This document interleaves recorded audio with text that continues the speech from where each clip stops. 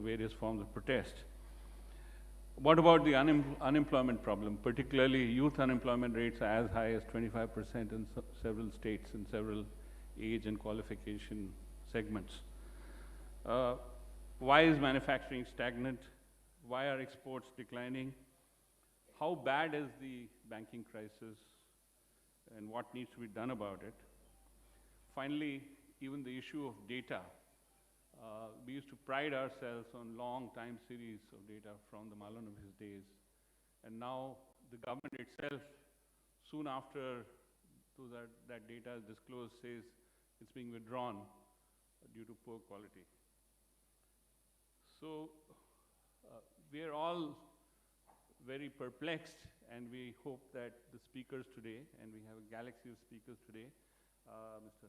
Hasib Drabu, former finance minister of Jammu and Kashmir, former chairman of J&K Bank, Dr. Jayati Ghosh from Jawaharlal Nehru University, Professor Santosh Mehrotra, also from JNU, Rights and Employment, Mr. Rajiv Gowda, who's teaching at IIM Bangalore, but also member of Parliament, Professor Arun Kumar, formerly from JNU, and of course, I now invite Shri Yashwant Sinha. May I request Sapal Sahab to just escort him to the podium. Thank you.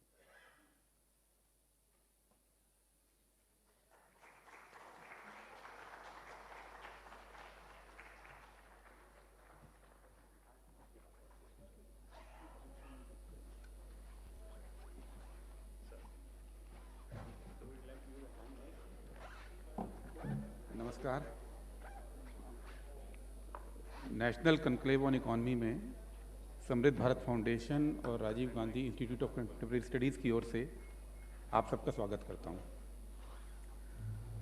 ये conclave जो हम आज कर रहे हैं, ये किसी विरोध का प्रदर्शन नहीं है। ये गंभीर चिंतन के लिए है, विचार विमर्श के लिए है, क्योंकि आज हम जिस दौर में जी रहे हैं, उस दौर में ज्ञान की बात करना गुनाह हो गया है। आज जनमत का मतलब ट्रोलिंग है, और आज हम रिसर्च की, आज हम नॉलेज की बात नहीं करके प्रतिशोध की, नफरत की और झूठ की बात को लगातार पब्लिक डोमेन में कर रहे हैं। बड़ा अजीब दौर है जहां चाणक्य का मतलब कौटिल्य का अर्थशास्त्र नहीं रहा। चाणक्य का मतलब हो गया है तिगड़म, मक्कारी। और उस दौर में हमने तय किया कि हम कौटिल्य को याद करें, अर्थशास्त्र को याद करें, और याद करें कि भारत की परंपरा जो है वो ज्ञान की है, लंबी परंपरा है। और ये याद करें कि 70 साल पहले जब हम कुछ नहीं थे, जब हम गरीब थे, तो दुनिया हमारी बात पे, हमारी कोशिश पे, हमारी ईमानदार कोशिश पे यकीन करती थी, हमें फ़ख्र के साथ गले लगाती थी। और आज जब हम इकोनॉमिक सुपर पावर हैं, तो आज हमारी बातों पर दुनिया यकीन नहीं कर रही है, हमारे डेटा पर, हमारे दावों पर दुनिया का यकीन कम हो रहा है। तो ऐसे समय पे हम लोगों ने सोचा कि बैठ के इकट्ठा जो देश का बुद्धिजीवी वर्ग है, उनमें से कुछ सम्मानित लोगों को बुलाकर हम बात करें कि जो हम तेज़ी से दौड़ रहे थे, वो दौड़ते दौड़ते फिसल क्यों गए। ये जो हम फिसले हैं अर्थव्यवस्था के रास्ते पे, वो क्या कोई एक्सीडेंट है? कोई यह एक मैन मेड ट्रेजिडी की आहट सुनाई दे रही है इस देश में। और इसी बातचीत को दिन भर करने के लिए, अलग अलग सेगमेंट में करने के लिए आज हम इकट्ठा हुए हैं। और मैं इनवाइट करूंगा हमारे सम्मानित गेस्ट, हमारे पहले स्पीकर, देश के पूर्व वित्त मंत्री, पूर्व विदेश मंत्री, और एक ऐसे व्यक्ति जिन्होंने प्रशासनिक एंगल से भी इस देश को समझा, राजनीतिक एंगल से भी समझा, और कैबिनेट में रास्ता भी दिखाया, एक मुश्किल दौर में रास्ता दिखाया था। यशवंत सिन्हा जी से मैं आग्रह करूँगा। Thank you.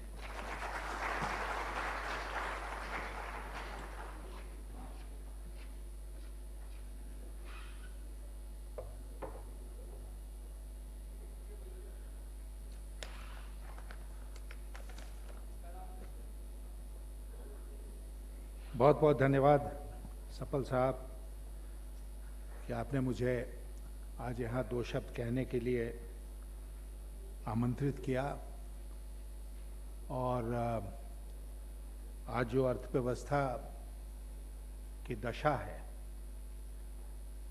उसके बारे में आपने दिन भर की आज यहाँ पर जो चर्चा रखी है वो सचमुच में काबिले तारीफ है। हमारे देश में आम लोग अर्थव्यवस्था का दंश जिसको कहते हैं उसके शिकार तो होते ही हैं, लेकिन अर्थव्यवस्था के ऊपर जितनी गहन चर्चा होनी चाहिए वो नहीं हो पाता है, क्योंकि कई ऐसे दूसरे भावनात्मक प्रश्न लोगों के सामने आ जाते हैं कि हम उसी में उलझकर रह जाते हैं। तो पहला बिंदु जो मैं आपके सामने रखना चाहता हूं वर्तमान अर्थव्यवस्था के बारे में वो ये है कि आज the crisis that we are seeing today did not come suddenly. It's not a train accident that it suddenly happened. It has been building up over time. It's only that most people did not notice it because most people did not experience any pain in their daily lives.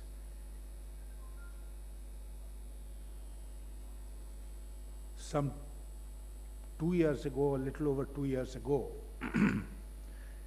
I felt greatly concerned at the state of the economy and therefore decided to write a piece which was published in a leading daily newspaper.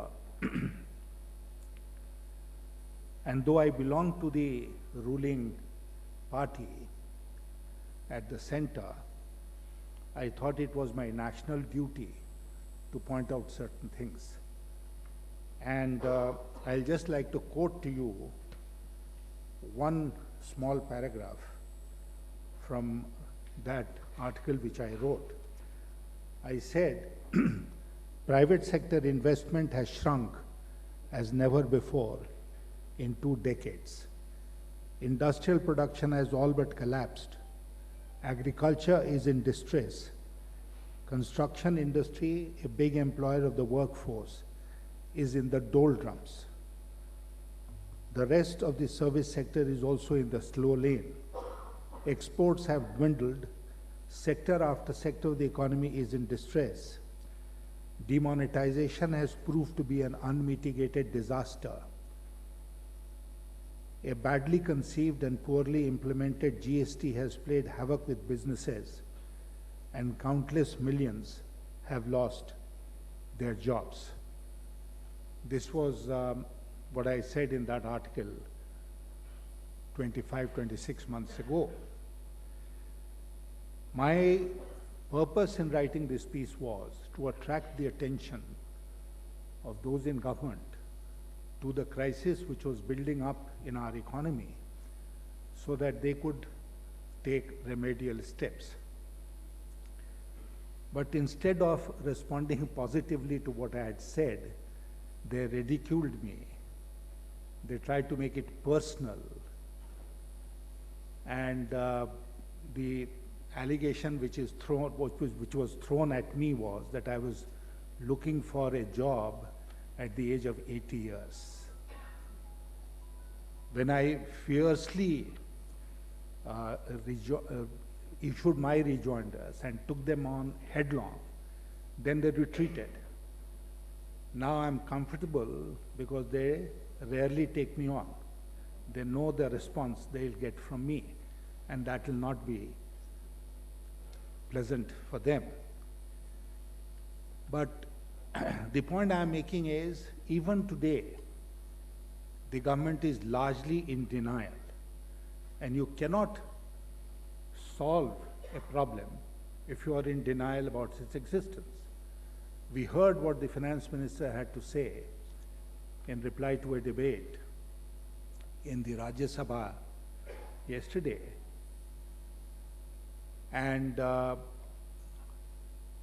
it was disappointing in the extreme. It's not a question of play of words. It's not a question of discussing whether in the technical sense we are in a recession or not. The growth figures, quarterly growth figures will come out this evening. They only come out with good news about the economy when the market hours are there, the stock market, so that is impacted upon. But bad news is generally reserved for the evening after market hours. So we'll know what is the second quarter's growth rate. But there are many distinguished economists sitting here who will be talking to you a little later. They tell us that even this 5% growth rate or 4.5% or 4.2% is a chimera. It is absolutely misleading because the way we calculate our growth figures does not take into account what is happening to the unorganized sector, what's happening to the small and medium scale industries, and the impact of demonetization and a botched up GST was most prominent in those sectors. So those sectors, growth figures or decline figures, are not calculated when we sit down and calculate the quarterly growth rate of GDP. They are done with a lag, and it's only when those studies are made that we'll be able to know what exactly happened.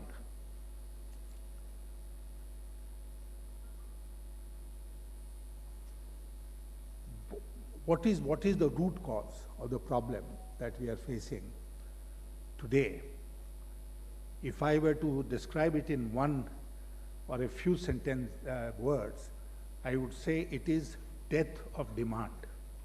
I was in Kashmir, Hasib Drabu Sahab is sitting here.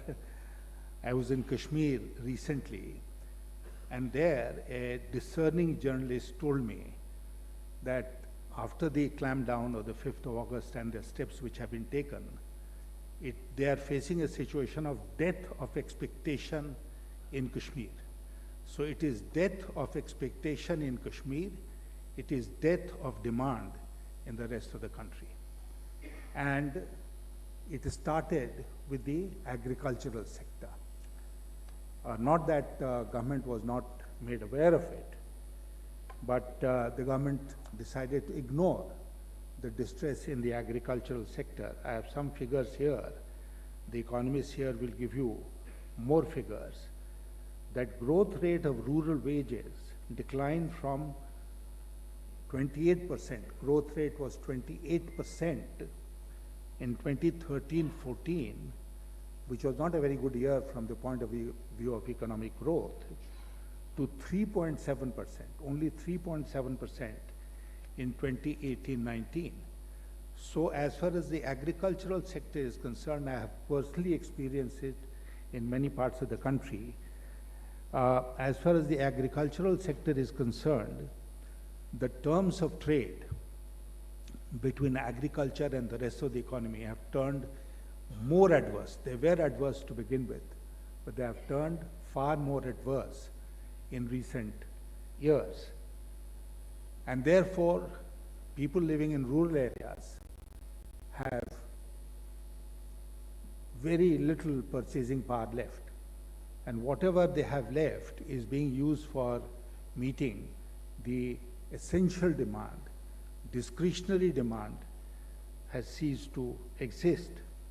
Similarly, if you look at the construction sector, for instance, I have a figure here which would suggest that between 99-2000 and 2011-12, the number of jobs in the construction sector surged, increased from 17 million in 99-2000 to to 50.3 million in 2011-12, which works out to about 3 million new job opportunities in the construction sector alone per year. And the figures of the last 6 years would suggest that the total for the last 6 years was only 6 million. So you can see the decline which has taken place. And what is the importance of the construction sector in our economy? It absorbs the surplus labor from the agricultural sector. It provides job opportunities, employment opportunities to people who get seasonally unemployed in the agriculture sector. They come to the nearest town and cities and work in the construction sector. So this has shrunk, and you only have to travel from Noida to Greater Noida to find what is the state of the construction sector. So that is what has happened, and therefore the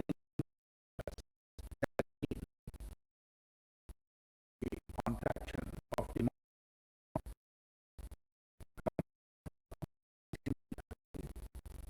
The government came out with a report, and that is on that today. That so many companies in the and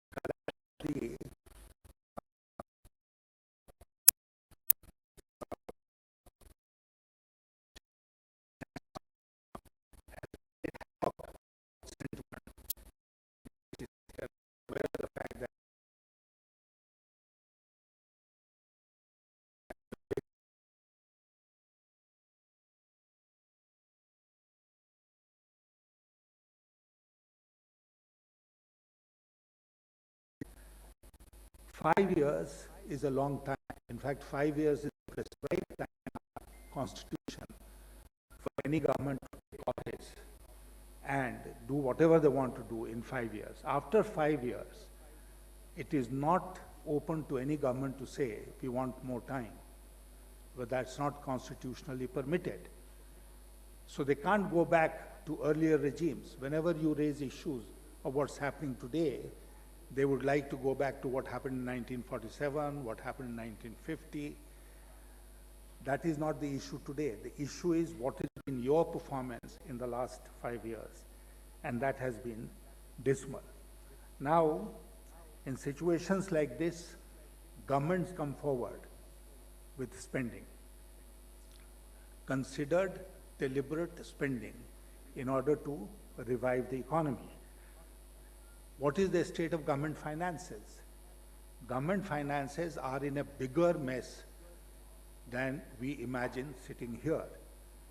First of all, the finance minister, when she presented her budget on the 5th of July, the regular 5-year budget, whole year budget, she cheated Parliament. Mr. Gowda is sitting here, he is a member of Parliament. I was surprised, and I'm saying it with a degree of disappointment, that nobody moved a privilege motion against her for misleading Parliament on taking figures of revised estimates from the 1st February budget and not taking into account the actual figures of receipts which were available from the Controller General of Accounts. In fact, I was listening to her reply one day in Rajya Sabha, and she couldn't even describe properly the Controller General of Accounts. She called it, that organization, the Controller General of Audit. That's the level of knowledge of the Finance Minister, but be that as it may, the point I'm making is that there was a CNAG report presented to the Finance Commission, which said that the government concealed a figure of something like 4 lakh crore in the 2017-18 year, which should have actually been reflected in the budget. But the government did not show it in the budget. They showed them all these expenses as off-budget items and showed a much reduced level of fiscal deficit than the reality would suggest. This year, the situation is going to be much worse, despite the government robbing the Reserve Bank of India of its surplus. Because we are aware of what's happening to revenue receipts, whether it's GST or it's direct taxes. So the government is starved of funds. I was, this morning, one of the pink papers said that something like 20,000 crore rupees has not been paid to the state governments as compensation for GST loss. Government is starving Manrega of funds. Government is starving the Highways Ministry of funds. With my own eyes, I have seen across the country highways where construction work has come to a complete stop. I mean, you travel along Barapula, at the end of it towards Noida, you will see construction of various flyovers. Some hectic work was going on there some months ago. It's all completely stopped. So, government is not in a position to spend money. They will be indulging in speaking lies again and say fiscal deficit is within control. But the fact is that this year's fiscal deficit would be much worse than we can imagine even today. I came across a figure somewhere which said that 5,000 high net worth individuals from India, they left India in 2018. What does that show? That if anyone who can afford to leave the country is leaving the country and migrating abroad. Gross fixed capital formation, which is what will give a push to the economy, that has declined considerably. Savings rates have declined. Suddenly it appears as if the economy has no resources, either in the private sector or in the public sector. And the only sector or area which seem to be completely unmindful of all that is happening in the economy is the stock market. I'm not surprised at all that a company has gone up to 10 trillion. And probably what we are watching in the stock market, what's seeing in the stock market is because that company wanted to achieve 10 trillion. But then we all know that the stock market does not reflect the economic reality on the ground. So, and that's another story we'll discuss some other day, of how the stock market is being manipulated and how some people are making not hundreds but thousands of crores in a day or a couple of days by playing the stock market today. And if any inquiry is held at some future date, they'll all be completely exposed. But the government was in denial, as I said. The finance minister said the auto sector is in decline because of Ola and Uber. So there was a rejoinder as to why the scooters demand has declined, why the truck demand has declined. There is the Deputy Chief Minister of Bihar, who is also the Finance Minister. He said that what slowdown? There is no slowdown. It always happens in Sawan and Bhado months that we see a decline in growth rate. Obviously, the monsoon did not like it. So the house in which he lived in Patna was flooded, and he had to be rescued by the NDRF. So the distinguished chairman of the Finance Commission has said that it is episodic. I'm aware of the fact that there is a discussion going on amongst experts, and I'm sure they will throw light on it, whether the crisis that we are witnessing today is cyclical, or it's a structural, or it is both. But nobody had said that it is episodic. But this is what the chairman of the Finance Commission feels. It's episodic.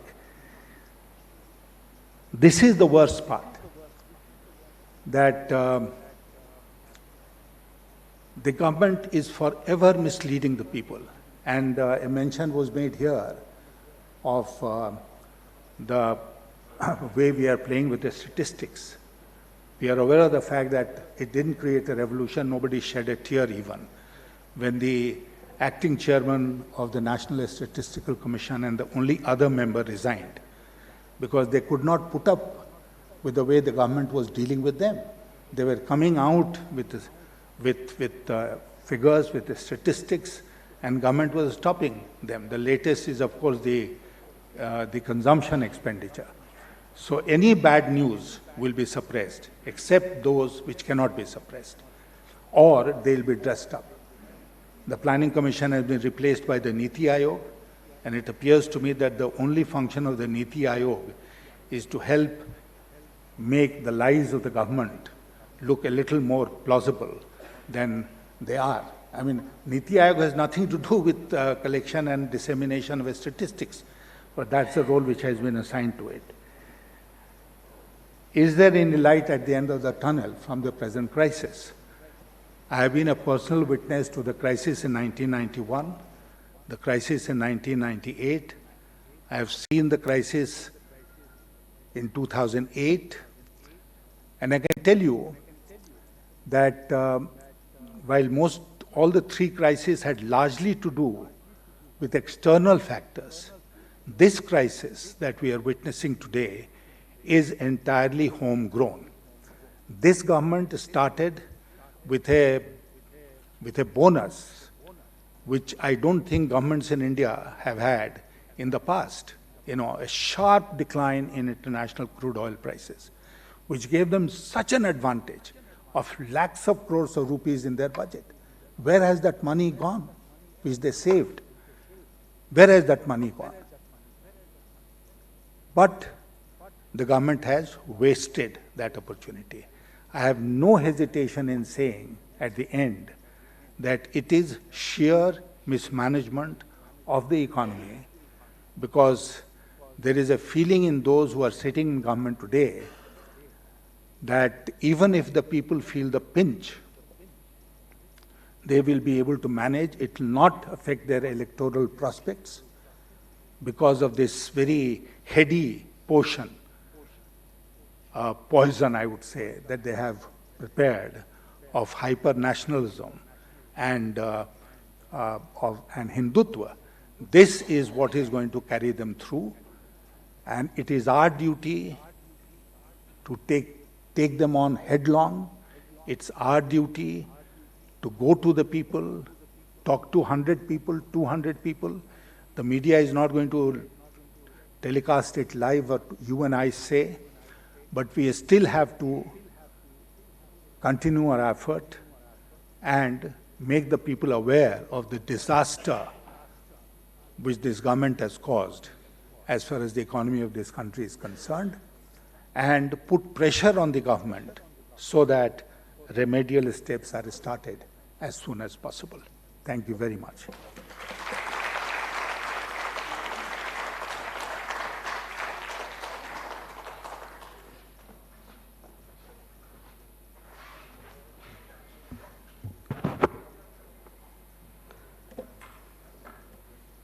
Thank you, sir. To shed light in this post-truth world, to speak truth to power,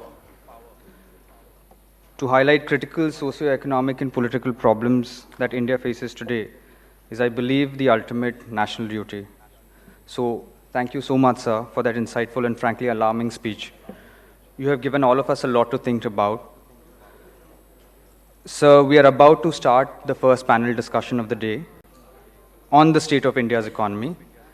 The panel will undoubtedly take inspiration from your lecture and discuss the finer aspects of what's happening today. So may I please request you to kindly chair the panel discussion. All right. It would have meant so much if you could spare at least 5-6 minutes. Right. May I request the panelists for the first panel to come up. Professor Rajiv Gowda, who's going to be moderating the panel. He's a member of parliament and the research department head of the Congress party. Professor Balchandra Mungekar, who is the former member of the planning commission of the Rajya Sabha and the vice chancellor of the Mumbai University. Professor Jayati Ghosh, the chairperson of the Center for Economic Studies and Planning, Jawaharlal Nehru University. And Professor Arun Kumar, who is at the Institute of Social Sciences, New Delhi. Professor Gowda, may I request you to take over the panel now? Thank you.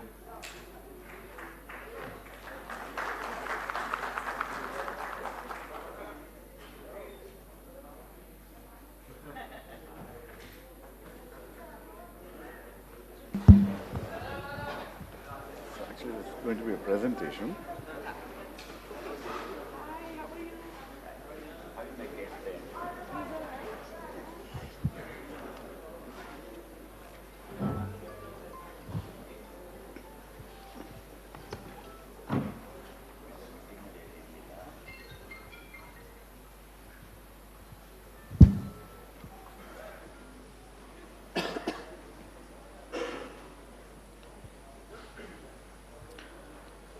Good morning.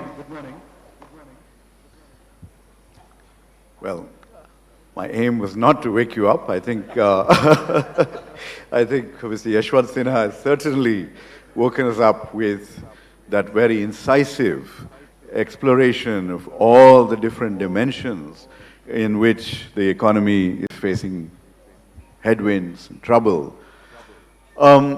Actually, I was talking to our panelists earlier and saying that every day there is some new bad news that I'm not able to keep on top of, record new unemployment, 50 years highest unemployment, worst outcome in terms of consumption.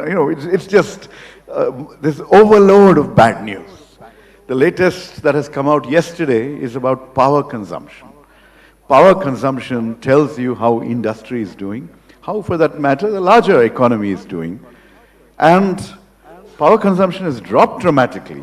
And in 3 leading industrial states, Maharashtra, Gujarat, and Karnataka, power consumption has gone down by more than 20%.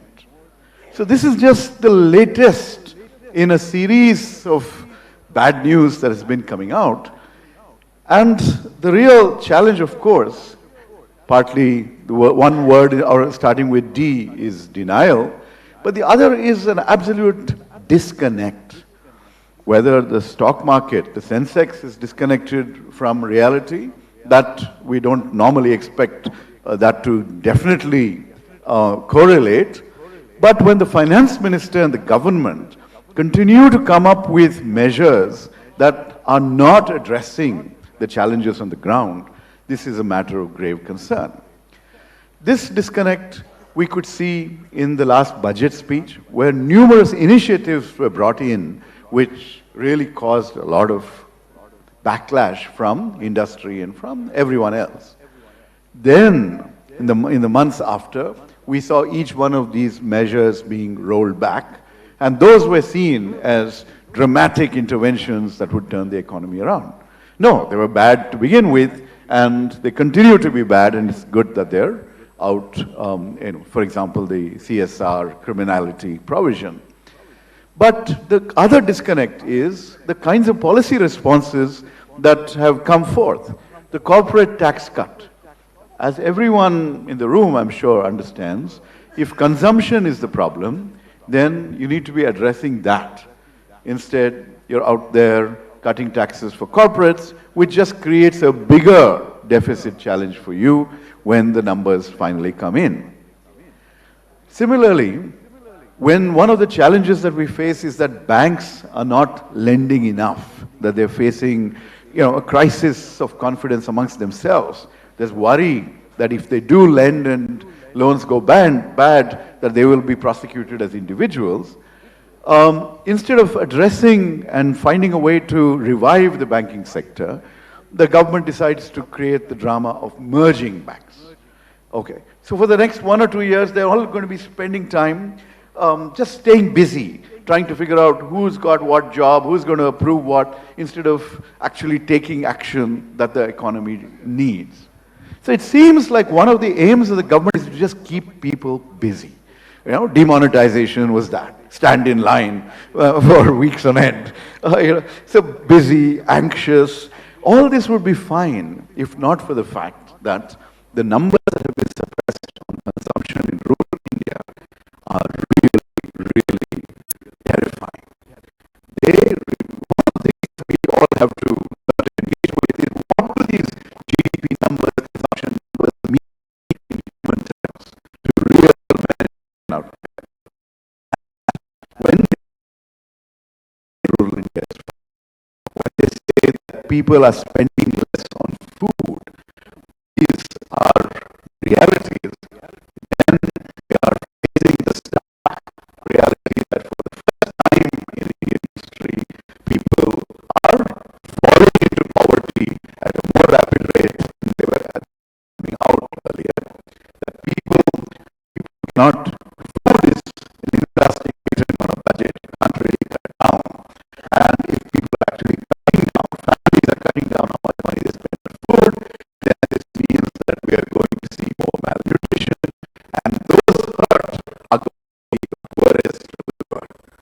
They are neglected, they are ignored, the rural economy is suppressed in terms of wage growth, in terms of returns to farmers, to ensure that those of us in urban areas don't face higher food prices and inflation is kept in this particular manner, including the manipulation of exports and imports of food items. Anyway, there are numerous domains that we're going to talk about today. I'm just moderating this panel, so I should not stop the show here. And we have a very eminent set of speakers. Professor Arun Kumar, formerly of Jawaharlal Nehru University, is going to actually have a presentation for a few minutes for us on the overall state of the economy. He will be followed by a presentation by Professor Jyoti Ghosh, also of JNU, and then my former senior colleague, Professor Alchandra Mungekar, with the Rajya Sabha, who is a former Vice Chancellor. He will also speak third, and then we will open it up to the audience. We're running a bit late, so we will be very, very tight in how we run this session. But Professor Arun, can we go through with you? Can you see? Do you want to shift around a bit?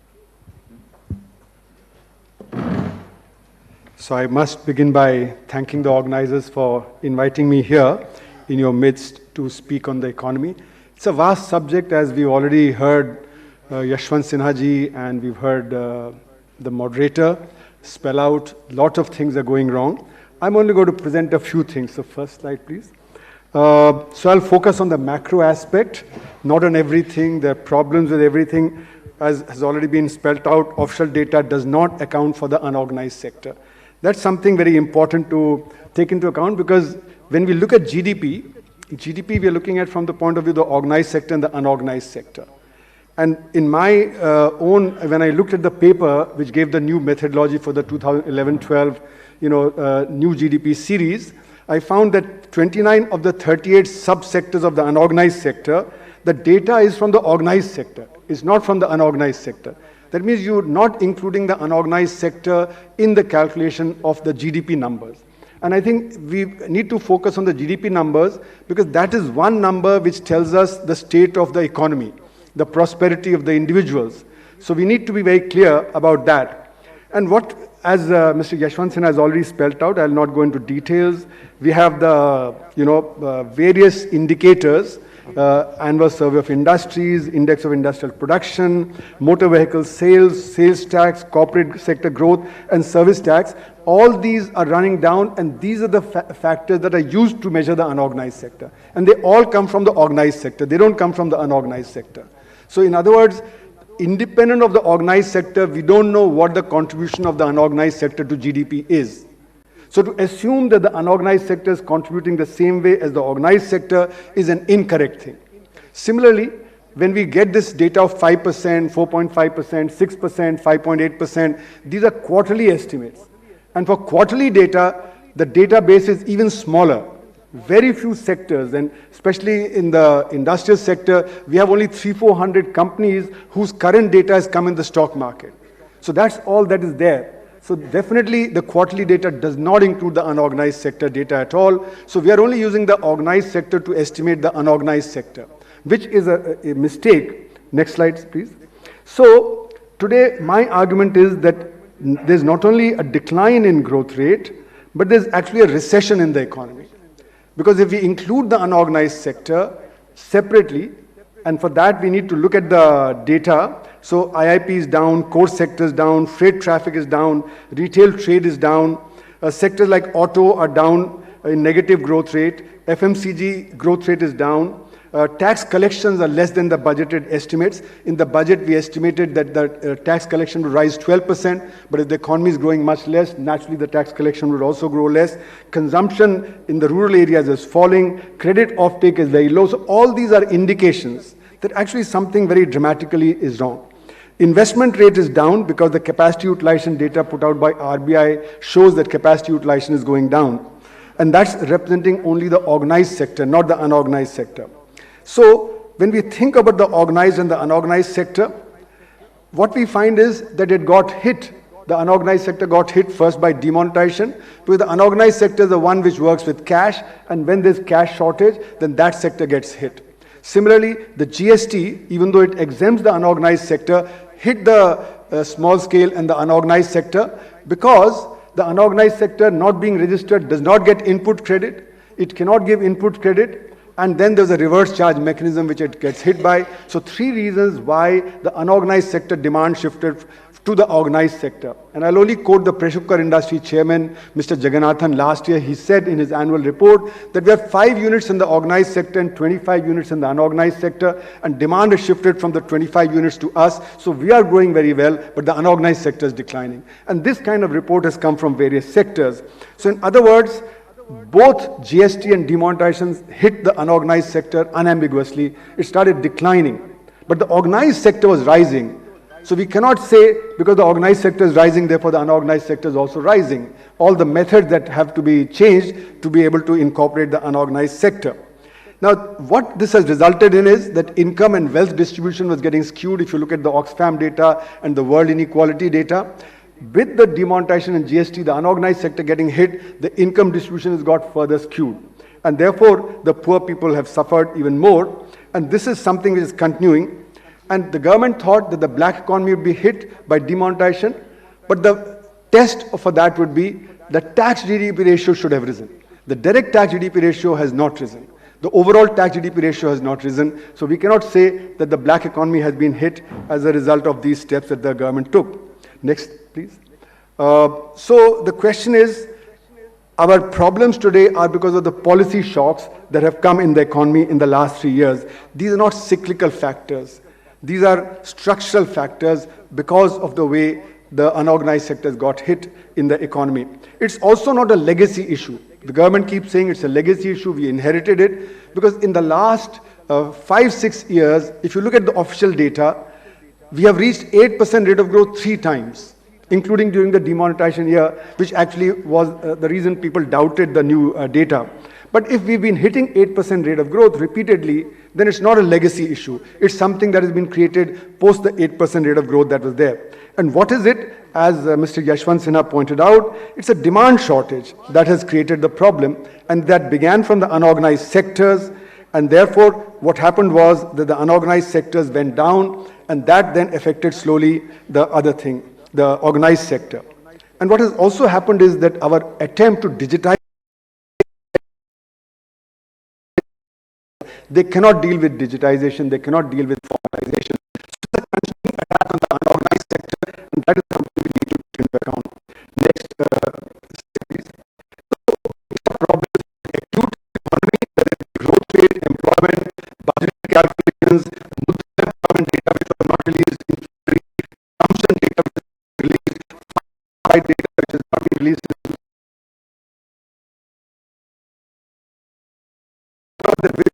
GDP, there have been several controversies since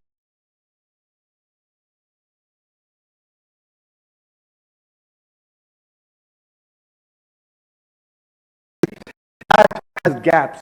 Companies don't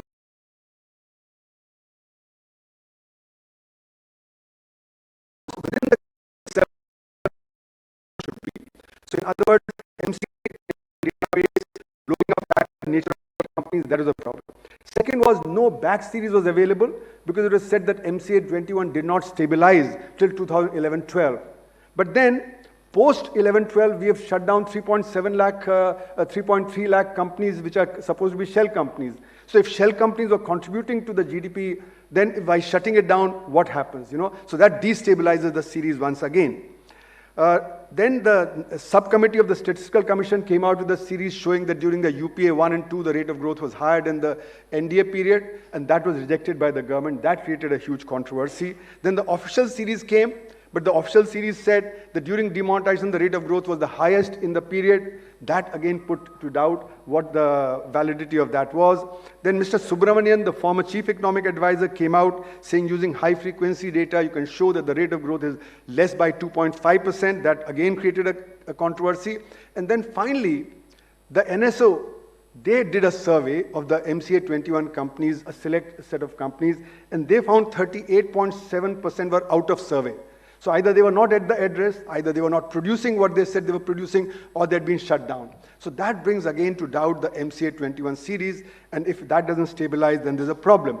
So in other words, there are 7 different controversies on GDP, and now we are going into the next set of base change from 2021-22 without actually sorting these issues out. So these controversies will continue and so on. So what should policy focus on?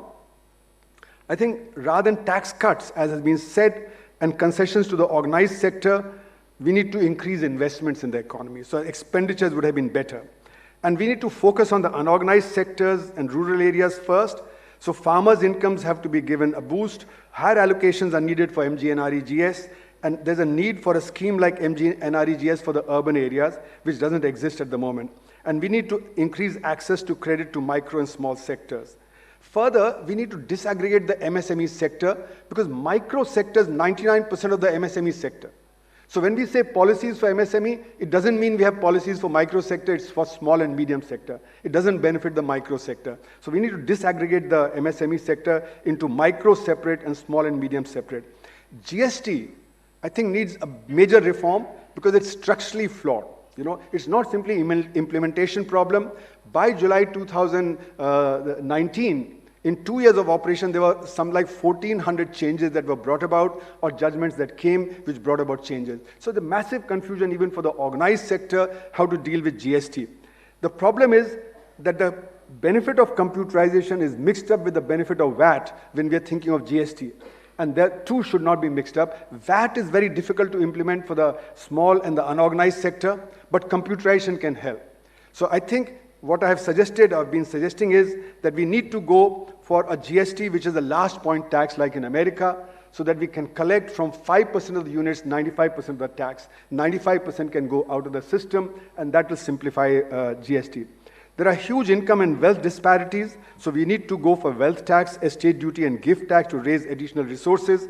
And even George Soros first said in 2012 that the rich in America need to pay more, and he was supported by the European rich from Italy, France, and Germany. He said otherwise capitalism would not survive. And he said that again some 7-8 months back. So we need to raise direct taxes and cut the indirect taxes on basic and essential goods and services.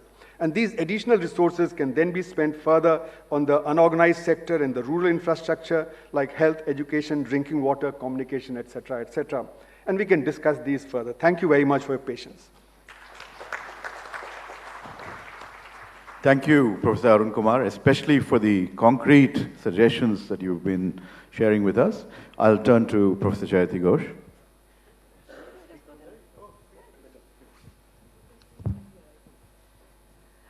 Thank you very much. We've already had two excellent presentations, so I really don't have to go that much into detail into any of these things. But I have to confess to a feeling of, it's a very bizarre feeling. You know, those of us who have spent our lives looking at data on India, many of them in this room, we are all in a bit of a quandary because we are finally in a situation where you can't actually trust any of the numbers that you're dealing with. And that's very, very difficult. I think Arun has explained very clearly what's wrong with the GDP data, the fact that it assumes the same relationship between formal and informal sectors when we know that that is no longer the case. But we don't actually have any reasonable way to judge our fiscal data anymore. We had the extraordinary situation. In fact, I have to second Dr. Yashwant Sinha in expressing complete surprise that nobody in the opposition demanded a breach of privilege against the finance minister for telling lies to parliament. Because it is the first time, I believe, that we have had fiscal numbers that are completely wrong. And they're wrong on the expenditure side and they're wrong on the tax side. On the tax side, we have some notion of how much they're wrong because we know that, let's say, the indirect tax fell by that much, the direct tax fell by that much, so we have some idea of the numbers. On the expenditure side, we know that expenditures fell, according to the CAG report, by about 1.45% of GDP. But which sectors were cut? Which departments were cut? Which ministries were cut? We know, okay, they spent more on a statue. Did they spend less on something else? Which did they spend less on? We still don't know. The Indian population doesn't know. Parliament doesn't know. It's unbelievable that we are sitting there and knocking our heads about fiscal deficit numbers and whether they will be appreciated by global finance when they're all completely false. Let's take, for example, the fiscal deficit itself. Again, a point that Dr. Sinha mentioned. Officially 3.5% of GDP.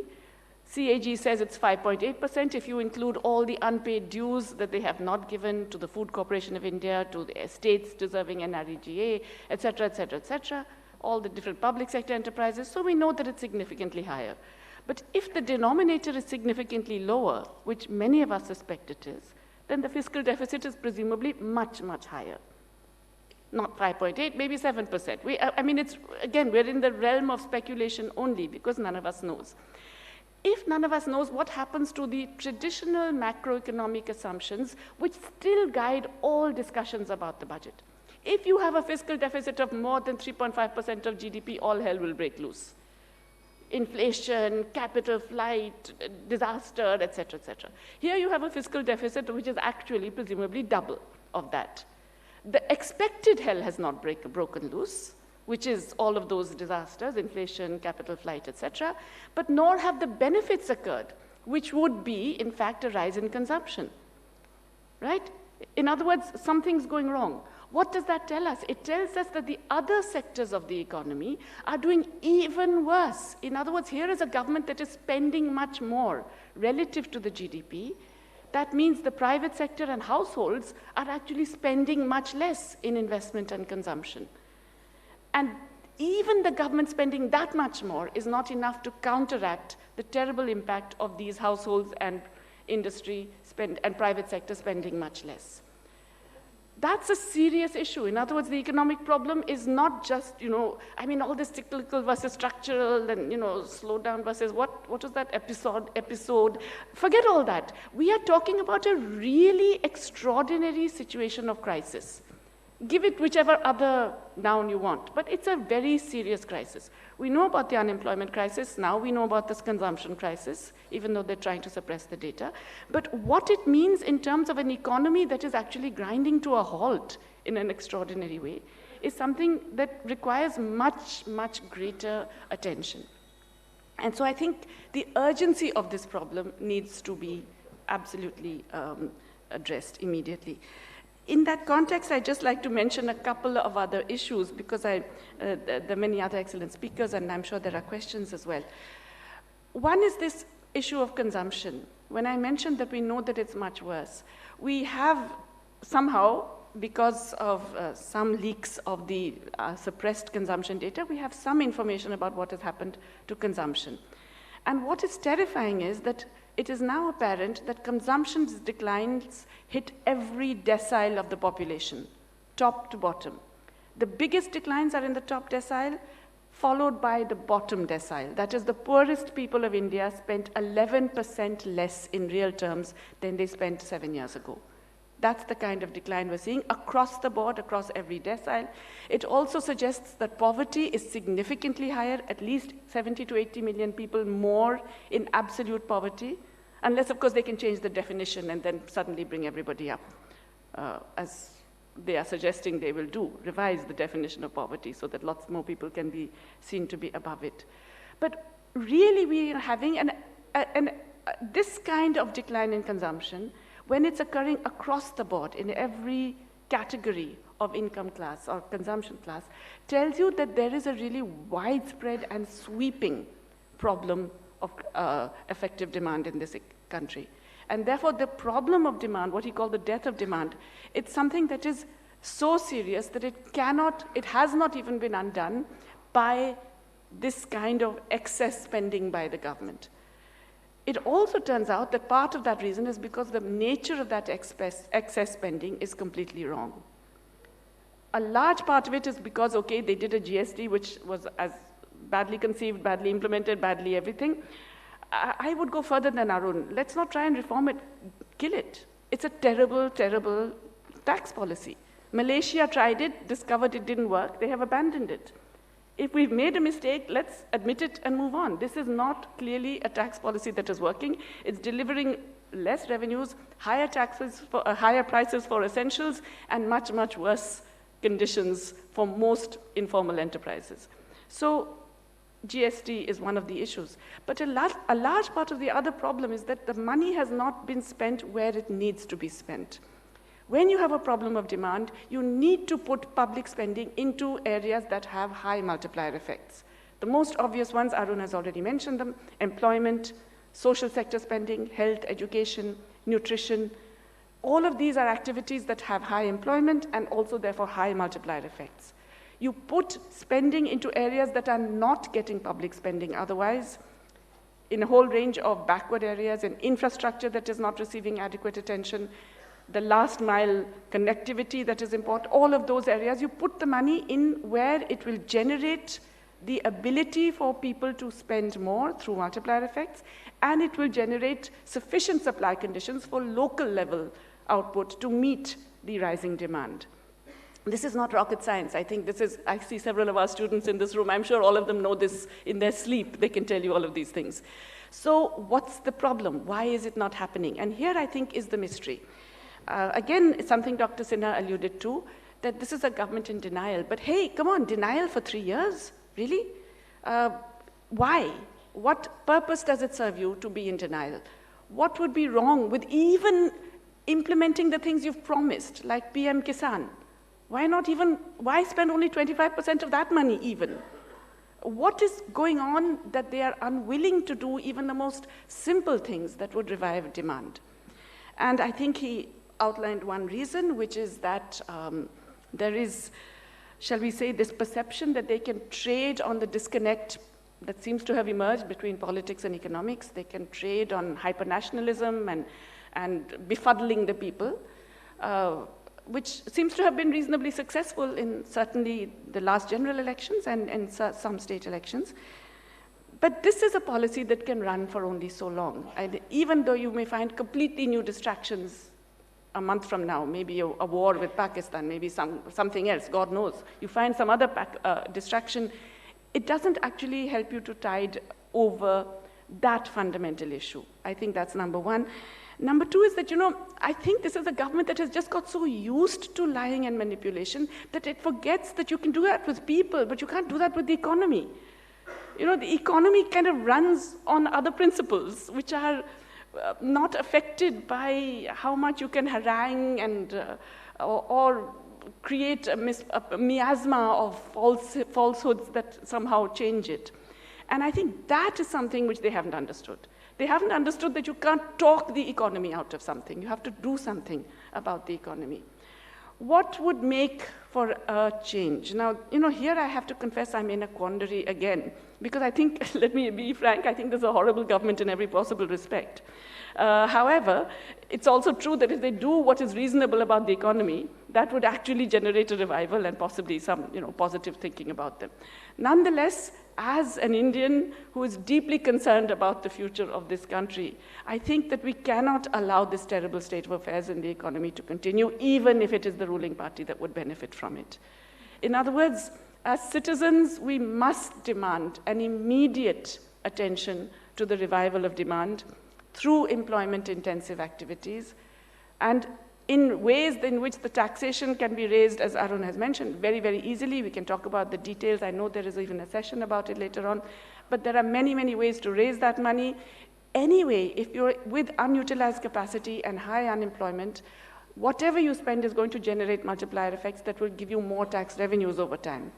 And that, in turn, will mean that your deficit will actually be much less. So I think this is a situation where we have to hope that this government, even though it doesn't have the best interests of the country at heart, and even though its continuation in power is a threat to democracy and everything, nonetheless we must hope that this government actually sees reason with respect to what has to be done on the economy. Thank you. Thank you, Professor Ghosh. We'll turn now to Professor Balchandra Mungekar. Distinguished colleagues, the first question is that whom we are addressing this question? We are addressing this question to the government, and government refuses to listen.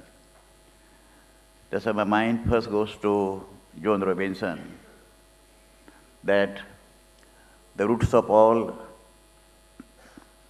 economic questions or political questions lie in economics, and answers to all economic questions lie in politics. There are three immediate observations. One, in 2003, we brought Fiscal Responsible Management Act, FRBM Act. I still hold it was a blunder. I raised the question in the Parliament and also in the Planning Commission, that in the entire history of development economics after the Second World War, there was not a single country in the world which artificially and legalistically and legislation controlled the expenditure of the government. In fact, nobody heard about fiscal deficit before Washington Consensus. Professor Brahmananda, whose I was privileged to be a student, always talking about revenue expenditure. And 200 years of history of Federal Reserve, Professor R.J. Modi has written celebrated article in Economic and Political Weekly and showed that fiscal deficit doesn't count inflation. Thus, on one hand, you are artificially restricting the capacity of the government to spend and intervene. This is the death end of Keynesian economics. And on the second hand, you are targeting inflation. That's why you are not allowing market forces to function. That's why on one hand, you are not allowing state to intervene by controlling fiscal deficit. And on the other hand, you are controlling inflation or targeting inflation rather. Long ago, Harry Johnson has written whether is inflation inevitable for economic growth. That's the question is that both the ways you are sandwiching the economy. Third is, this government has made the blunder by abolishing Planning Commission. Some people said that I was having affection for Planning Commission because I happened to be a member of the Planning Commission. I was not that shallow. I was arguing that planning commission must be reformed, must be restructured in order to face the challenges of the newly ordered world economy in the context of which Indian economy. But I wanted planning commission to continue in the reform manner, just as, to quote Galbraith, as countervailing power. We all know that between the planning commission and finance ministry, ultimately finance ministry prevailed. And when I was member of the planning commission, always we were trying to ask prime minister to intervene. But the planning commission was intermediate agency to see at least what is happening. Today what government is doing is wrong or not wrong, there is no agency at all. So there is no countervailing power. Third point is we must also pay the attention. The entire banking industry has been collapsed. People don't have faith in the banking industry. The government, is the recent crisis of this Punjab and Maharashtra Cooperative Bank, people have invested and deposited 90 lakhs, 95 lakhs total earnings of their families, and government doesn't own any responsibility. Other day, Mrs. Nirmala Sitaram was there and I asked the question that you are holding discussions with Reserve Bank of India again and again. People don't want discussion in this country. People want immediately what measures you are taking, at least to give them 50%, 60% of their money back. That's a banking system is absolutely collapsed. Now, we are not touching upon, not a single government after 1991, including the Congress government, the question of income distribution is absolutely absent. And income distribution doesn't mean that you transfer income from one section to another in terms of cash or in terms of deposits. When we are talking of aggregate demand, is the basic problem today, with 53% of the total income or GDP was spent on consumption expenditure. At least if they want to spend more, they must have purchasing power in their hands.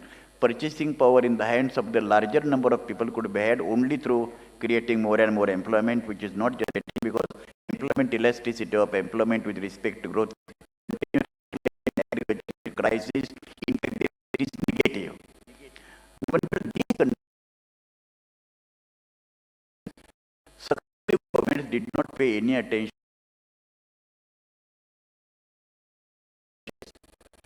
It is only big and medium enterprises. Big industries, semi-monopoly or semi-oligopoly industries have been given the right. I will not be surprised tomorrow if there is no India. They will send it to India just as gift, as if their company has given gift of Bombay to the Kuwait. Now, this is basically the crisis. That's why micro, small and medium enterprises must be given priority in marketing, credit, sales, pricing, the reservoir of knowledge. And the best of my knowledge, during last 10 years, not a single government has given more than 55,000 crores of micro, small and medium enterprises. I'm not talking about whole developed, I'm talking about whole developed class. Second part is, if even though the consumption expenditure data is not revealed for the sake of convenience, because since I mentioned that the present government is having tremendous expertise in banking, not in politics. Politics is much for something, but expertise in politics and absolute illiteracy in economics. When Dr. Manmohan Singh made a statement that macro fundamentals of the economy, they are not in sound shape. One person who is my close friend minister, he said that macro fundamentals, he doesn't know macro and micro difference at all, except the ceiling. Yesterday only, Bharat said that there is no recession. Further, what is important, there is not only recession, there can't be recession.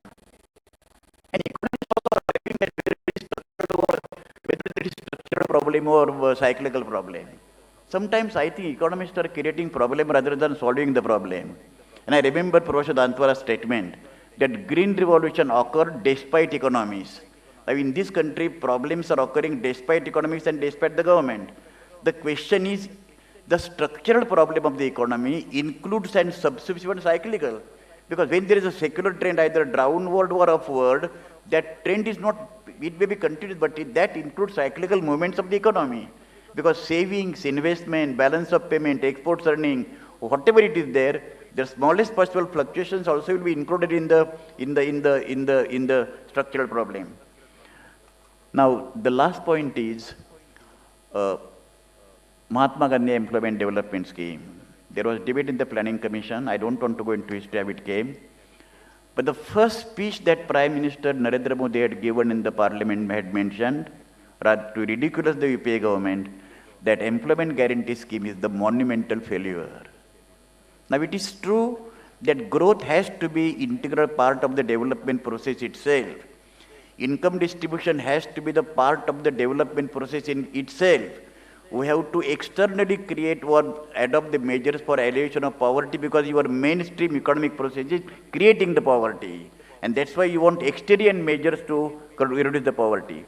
Here the question is, nearly 4.5 crore households, 60% of them were scheduled caste and scheduled tribes, and 50% of them were women. That was the reason why at that point of time, Congress party's tally rose from 146 in 2004 to 206 in 2009, employment guarantee scheme. But the political dimension apart, the immediate measure according to me in order to create the purchasing power in the hands of the people and raise the consumption expenditure is spending somewhat larger amount on employment guarantee scheme, removing the pitfalls, and that will create some sort of demand. Otherwise, the crisis is not only is visible, we all agree and all of you know practically the macro fundamentals economy is not a single measure of macro fundamentals in good shape, it is becoming worse and worse. But if we do not go, then the macro crisis and the entire economic crisis and the slowdown will become deeper and deeper. The last point, I was giving medicine to Jayaprakash Narayanji when the emergency was to be brought, the last speech in Mumbai, Shivaji Park. When he asked question Gandhiji, then what is to be done ultimately in this case? Gandhiji said, Jayaprakash, go to the people. Ultimately, whatever little capacity that we shall be having, going to the people and the unmasking the entire falsehood, crushing the dissent, disguising the information, hiding from the people, and bringing out the true problems of the people and suggesting true solutions, that according to me is the only solution in the democracy. Thank you very much. Thank you, Professor Mungekar. So we've started our session a bit late, so we won't have much time for questions and interaction with the audience, but we can take a handful and we'll take all of them at one shot and the different panelists and possibly me will respond. Yes. Do we have mics in the audience? Yeah. A gentleman there in the gray shirt. Anyone else? Yeah, there's one run up front. Yeah. Yeah, my question is addressed to Professor Arun Kumar. Do you think there's a risk of stagflation in the coming months? And secondly, is the present monetary policy possibly contributing to such a situation? Thanks. Okay, go ahead. Yeah, mic to the front, please. Yeah. We'll take them all. Hi. So my question is to all of you, like, direct cash transfer schemes, they've been implemented across the world and they've successfully lifted hundreds and millions of poor people out of the poverty line.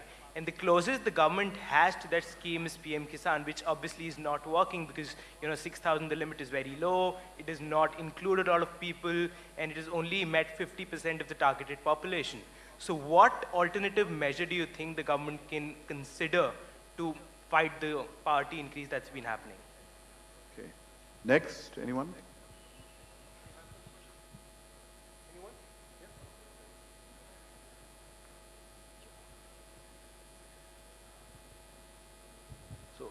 My comment slash question is, this is something that I reflected in my grad school as well, when we were taught economics about data, and of course there is, the earliest part of the discussions have always been on how unreliable the data is right now. So when the Soviet Union was cooking up their data back in the day, the way to estimate potential actual economic growth was to look at, let's say, the energy consumption. So I think for the case of India, can we also be looking at alternate ways to estimate the actual, the economic activity over relying on statistical data published by the government?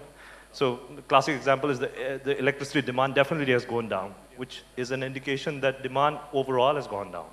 So yeah, it's not more of a comment than a question. Thanks. I think we'll turn to the panel. Would you like to start? The first question was addressed to you. Yeah. So, it's not a question of stagflation. As I was saying, we are into recession. The rate of growth is negative, That's much worse than being in stagflation, where the rate of growth is zero and the inflation is rising. Our situation, as has been pointed out repeatedly by all the panelists, is demand is down. And where's the demand down? It's down from the unorganized sector. And we need to tackle the unorganized sector, how to boost it. That really is the problem. And that's where I think everybody's been suggesting that we need to create employment in the unorganized sector. We need to transfer incomes there, and we need to do massive investment, in the rural areas and, boost the demand there. So that is the way to go. Regarding monetary policy, I think in India, monetary policy doesn't work the way it works in the advanced countries. Targeting inflation has been one of the problems. If we don't know what the inflation rate is and what the real rate of growth is, then how do we do the targeting? So that's been a problem for policy. Now regarding the question on alternate measures, I think the problem is we have the organized sector and the unorganized sector. They behave very differently. What we need are different methods for the unorganized sector than for the organized sector. Organized sector may be proxied by certain variables, as Subramanian and others have tried, but I think the unorganized sector doesn't get proxied by those variables. We need separate this thing. So we need to look at MG and REGS, we need to look at credit offtake in the micro sector, etc. All of those are down. That's how in my demonetization book I have worked out that the rate of growth became negative during the demonetization period, and especially in the last 1 year, again it's become negative, So we can look at the alternate data.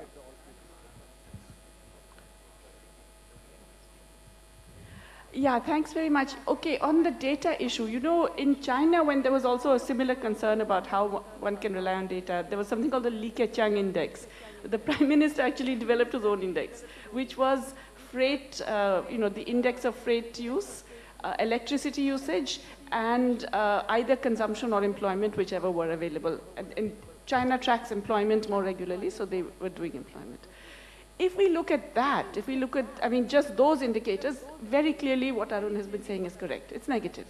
Okay, so that much we know. That how much and all that, again, it will be difficult to say because there is a lot of GDP that doesn't actually reflect those particular material indicators. And certainly a large part of the GDP in finance, real estate, and so on doesn't reflect that. But overall, we can say that yes, it is clearly a situation of decline and shrinking.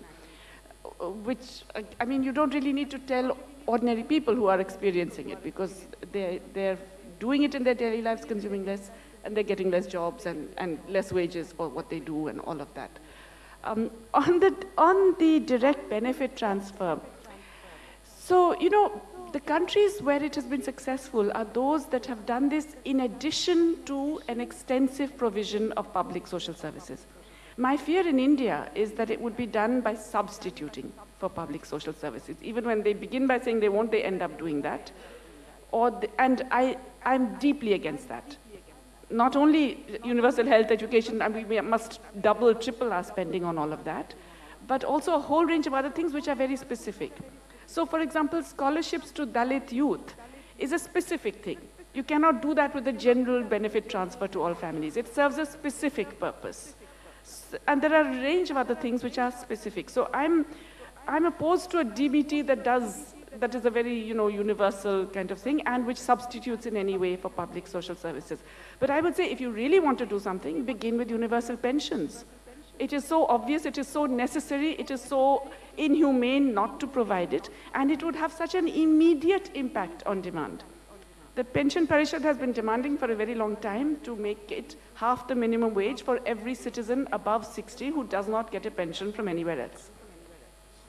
If you did that, you would actually immediately resolve a very major demand problem. And we've also worked out the costing and how you finance it. So, I agree with Jayati.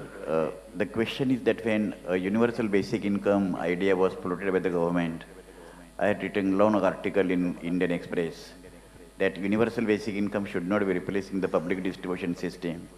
in the sense that wherever certain specific targeted groups are there, where it is easy, transparent, for example, scholarship, which we brought in the Planning Commission, that scholarships of scheduled caste and scheduled tribes should be directly transferred to their bank account, not even to the college principal. That's okay.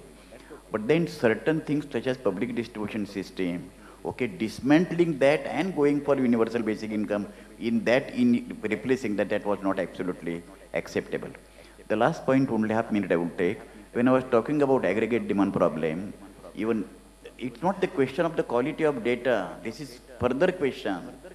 Every government might be stealing some of the data or giving wrong data. But this question did not arise before 2014. Because National Statistical Organization and Planning Commission, to the best of my knowledge, despite being some of their earlier critics before joining the Planning Commission, I don't think this problem arose significantly. This problem arose significantly only because the present regime does not believe in dissent at all. And the proper data is the most important, potent instruments in the hands of the people to counter the government. The last point is that when I was talking about increasing consumption expenditure, even before it was argued, it was possible that health and education, thanks to the post-1991 economic reforms, in certain respect they were inevitable, but in certain respect they are counterproductive. Health and education are absolutely becoming privatized. And the consumption expenditure data, rural and urban areas show that health and education account for nearly 14% of the household expenditure only on health and education. If health and education are genuinely more and more public support is given, general hospitals are given, general education is given, and 4 or 5% of the public expenditure is directed to the consumption expenditure, to that point also it is possible to increase the consumption expenditure. I remember Dr. C. Rangarajan wrote the article in Indian Express, spend more. But where from to spend? Spend means actually in the given situation, you have to adjust in such a situation that health and education, government should spend more, and then the remaining expenditure could be diverted from health and education to actual consumption expenditure. We can boost the market. Thank you. Thank you, Professor Mangika. See, we've had a fairly wide-ranging discussion on the state of the economy, where things are going wrong, where things can be fixed. And there's also been a little bit of a hint that there's a disconnect between the politics and the economics of what's going on. And if you look at, in the context of PM Kisan, that was a response to the Congress Party's Nyay promise. And it was, this came in the budget after the Congress offered the Nyay program, and which would have offered 72,000 rupees per family for 20% of the bottom 20% of the families in terms of earnings. And so even that is designed in such a manner that it's only going to land-owning farmers, the government program. So the most vulnerable, the landless labor, the share, there's also a lot of feminization of agriculture, and not enough attention is being paid to what millionaires are being response. So somehow, I think everyone says, this government does not want any negativity to emerge. And when data starts to look negative, it's as if the statistical system needs to be suppressed. Anti-rational data becomes anti-rational. So that's the real challenge. But I was introduced as a professor at IIM Bangalore. I used to be, not over the last 5 years since I've been in the Minnesota. The academic side of me feels in all this story of doom and gloom, can I find one measure positive? So I was actually great.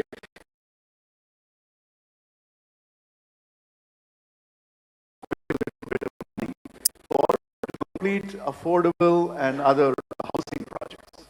Okay, so many, because of the NBFC crisis, etc., the real estate sector has come to a halt, and that has real estate construction has tremendous multiplier impacts on the economy, and so this one measure, where they go in and help projects complete. That actually is a good one because the cost of construction is a fraction of the cost of the apartment itself. of the housing unit. So, helping the apartment get completed, sold, actually brings in more money into the economy, more consumption, more jobs, more spillover effects.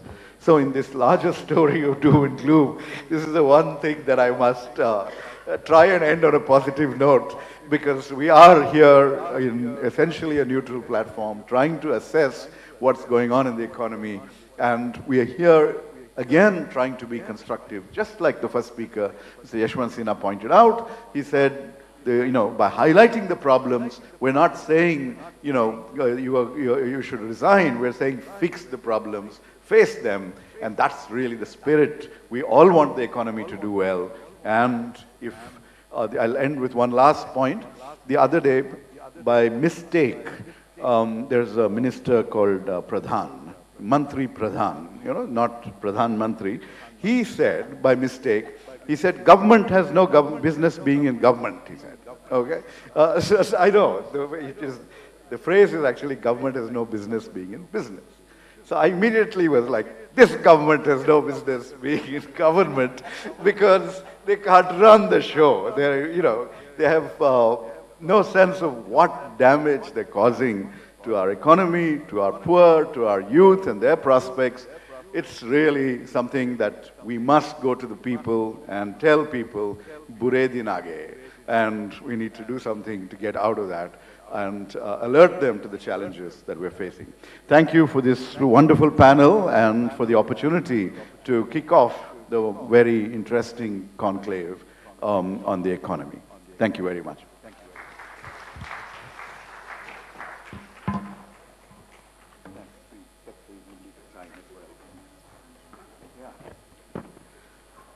Thank you, Professor Arun Kumar, Professor Mungekar, Professor Jayati Ghosh, and Professor Rajiv Gowda. To know that India may be in a recession and not a slowdown is a cause of great concern.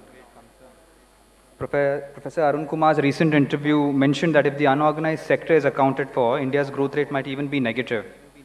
Professor Ghosh, of course, rightly pointed out that public monies are being spent on things that don't matter to the people.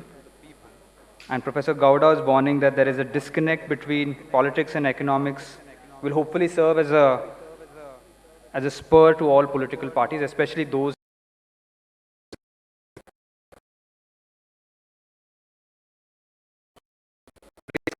of government's propensity to press get doing. Once again, panelists to now we have the former member of the planning commission. We have head of the Innovation Council. We have Jimul Unni ji, professor at professor at IRMA and was also at the RBI. She was the Reserve Bank of India chairperson. We have P.S. sir, from the DMK, and I think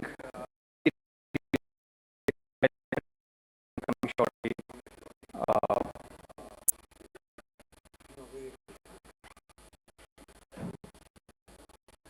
Professor Mehrotra will be moderating the panel. Sir, I request you to join us.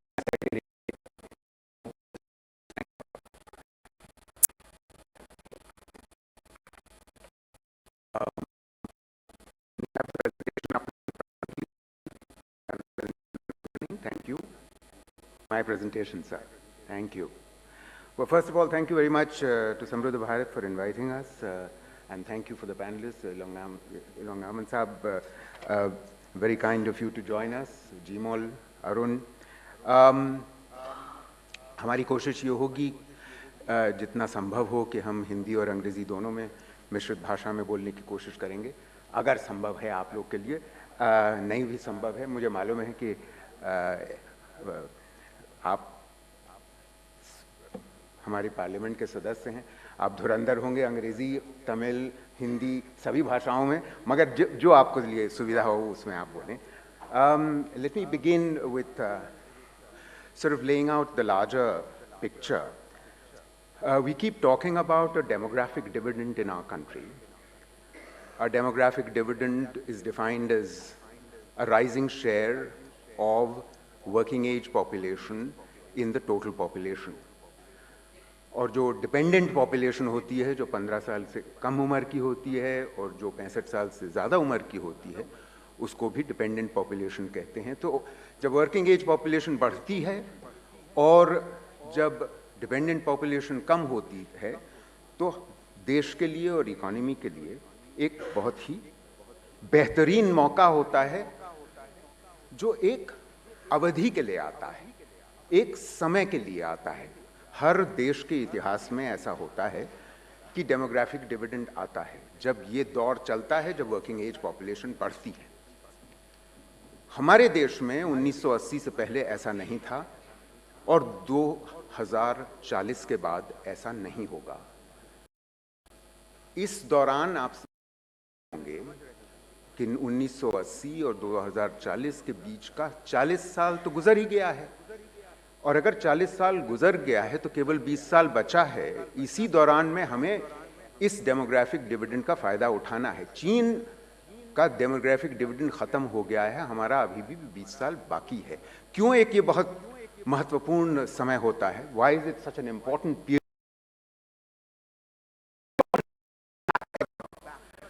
It's important for the following foundational reasons. There are many reasons. I'm not going to go into too many technicalities. You see, as people move out of agriculture into industry and into services which are more productive and which generate more incomes, which is what is the normal process in development, as people get jobs in industry and in services, their incomes rise. उनकी आमदनी बढ़ती है। जब आमदनी बढ़ती है तो उनकी बचत बढ़ती है, उनकी सेविंग्स बढ़ती है। जब बचत बढ़ती है तो पूरी अर्थव्यवस्था में बचत का जीडीपी का वो भाग जो बचत के रूप में होता है, वो बढ़ता चला जाता है। यानी कि जो the savings to GDP ratio continues to rise over this period of the demographic dividend on account of this process. As the savings to GDP ratio rises, the investment to GDP ratio rises, और इसी को विकास दर का बढ़ना कहते हैं। जब बढ़ता है तो जीडीपी की दर बढ़ती है, जीडीपी की ग्रोथ रेट बढ़ती है। और यही एक अंडरलाइंग कारण है कि 2000 के बाद खासतौर से, सन 2000 के बाद खासतौर से हमारे देश की अर्थव्यवस्था में तरक्की हुई है, विकास दर बढ़ी है। मगर आप ये भी जानते हैं कि पिछले 4-5 सालों में विकास दर में कमी आई है और उसकी चर्चा हो चुकी है। मैं ये कहना चाहता हूं कि अगर ये डेमोग्राफिक डिविडेंड का पीरियड, ये दौरान अगर निकल जाता है तो ये वापस कभी नहीं आएगा। And the Chinese are saying to their people the following, that we have become, that Europe became old after they became rich. Europe became old after they became rich. We have become old without becoming rich. और ये वो चीन है जो हमसे प्रति व्यक्ति आय में 4 गुना है। हमारे स्तर पे था 1980 में और हमसे 4 गुना है। वो ये कह रहे हैं, उनके लीडरान ये बात कह रहे हैं। तो हमारी स्थिति क्या होने वाली है अगर हम सस्टेन ग्रोथ नहीं करते और पॉवर्टी रिडक्शन नहीं करते और जॉब्स नहीं प्रोवाइड करते? Which brings me to my presentation. Let's go to the next first slide, please. You'll have to keep clicking because no, you have to look there, sir. So, because each bullet will come with each click, if you don't mind my telling you in advance. So, if just keep going, sir. Thank you. I'm going to be very brief. I'm going to try and sort of just present some diagnostics. Next. You'll need to keep going, sir. या फिर मैं नीचे आ जाता हूँ, मुझे अगर handheld mic दे दीजिए. Actually, it's much better if I do it myself. Much better.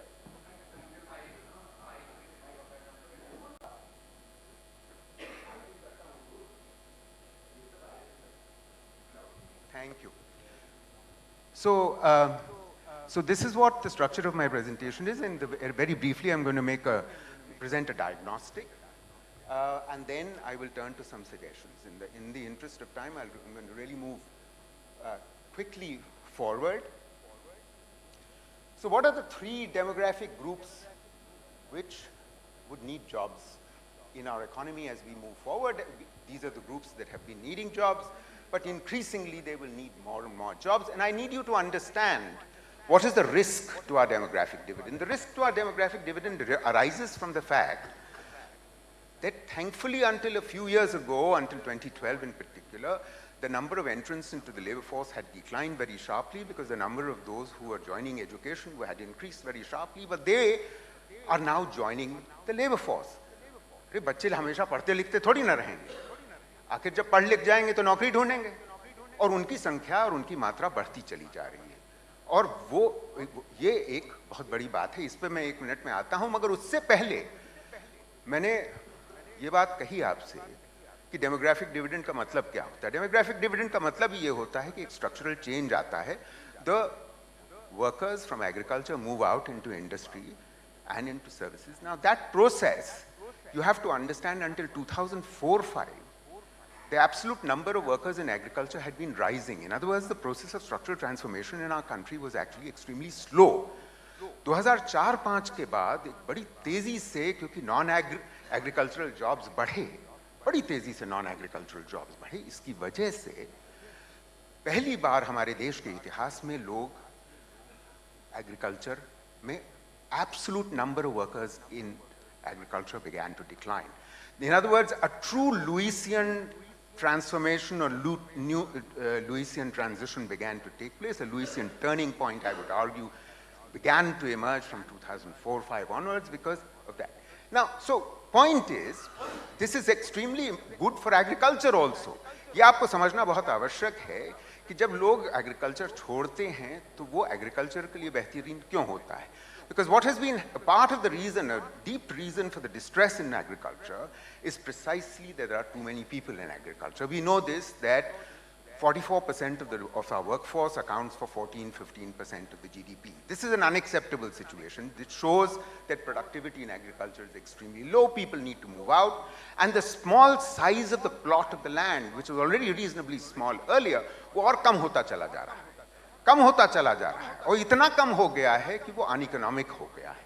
इसलिए लोग मजबूरी में छोड़ते हैं, मगर अगर नॉन एग्री जॉब्स बढ़ ही नहीं रहे तो जाएंगे कहाँ बेचारे. ये एक बहुत बड़ा मुद्दा हमारी इकोनॉमी के सामने है. दूसरा मुद्दा मैं उठा चुका हूँ, बड़ी तेजी से हमारे देश के बच्चे पढ़ लिख गए हैं, पढ़े लिखे जा रहे हैं. अगर नॉन एग्री जॉब्स बढ़ नहीं रहे हैं तो बेचारे जाएंगे कहाँ. और तीसरी बात, ये एक 15 to 29 year olds का के बीच में एक सब ग्रुप है, यूथ का ग्रुप, गर्ल्स का ग्रुप. आप ये आप आंकड़ा सुनते रहते हैं कि हमारे देश की labour force participation rate of the women has been declining. Now this was to a significant extent accounted for some time by the fact that they were entering education in unprecedented numbers. But this is not the only reason. Increasingly, as the number of jobs in the non-agricultural sector are declining, this is going to put a constraint upon girls joining the labor force. This is a serious problem because girls don't want to necessarily be in agriculture. Their brothers don't want to be in agriculture. Their parents don't want to be in agriculture. और उनसे आप ये कहिए कि जब आप agriculture नहीं करना चाहते तो आप गांव में रह करके जरी जरदोशी कर लीजिए, बीड़ी बना लीजिए, अगरबत्ती बना लीजिए, जो आपकी माएँ करती हैं.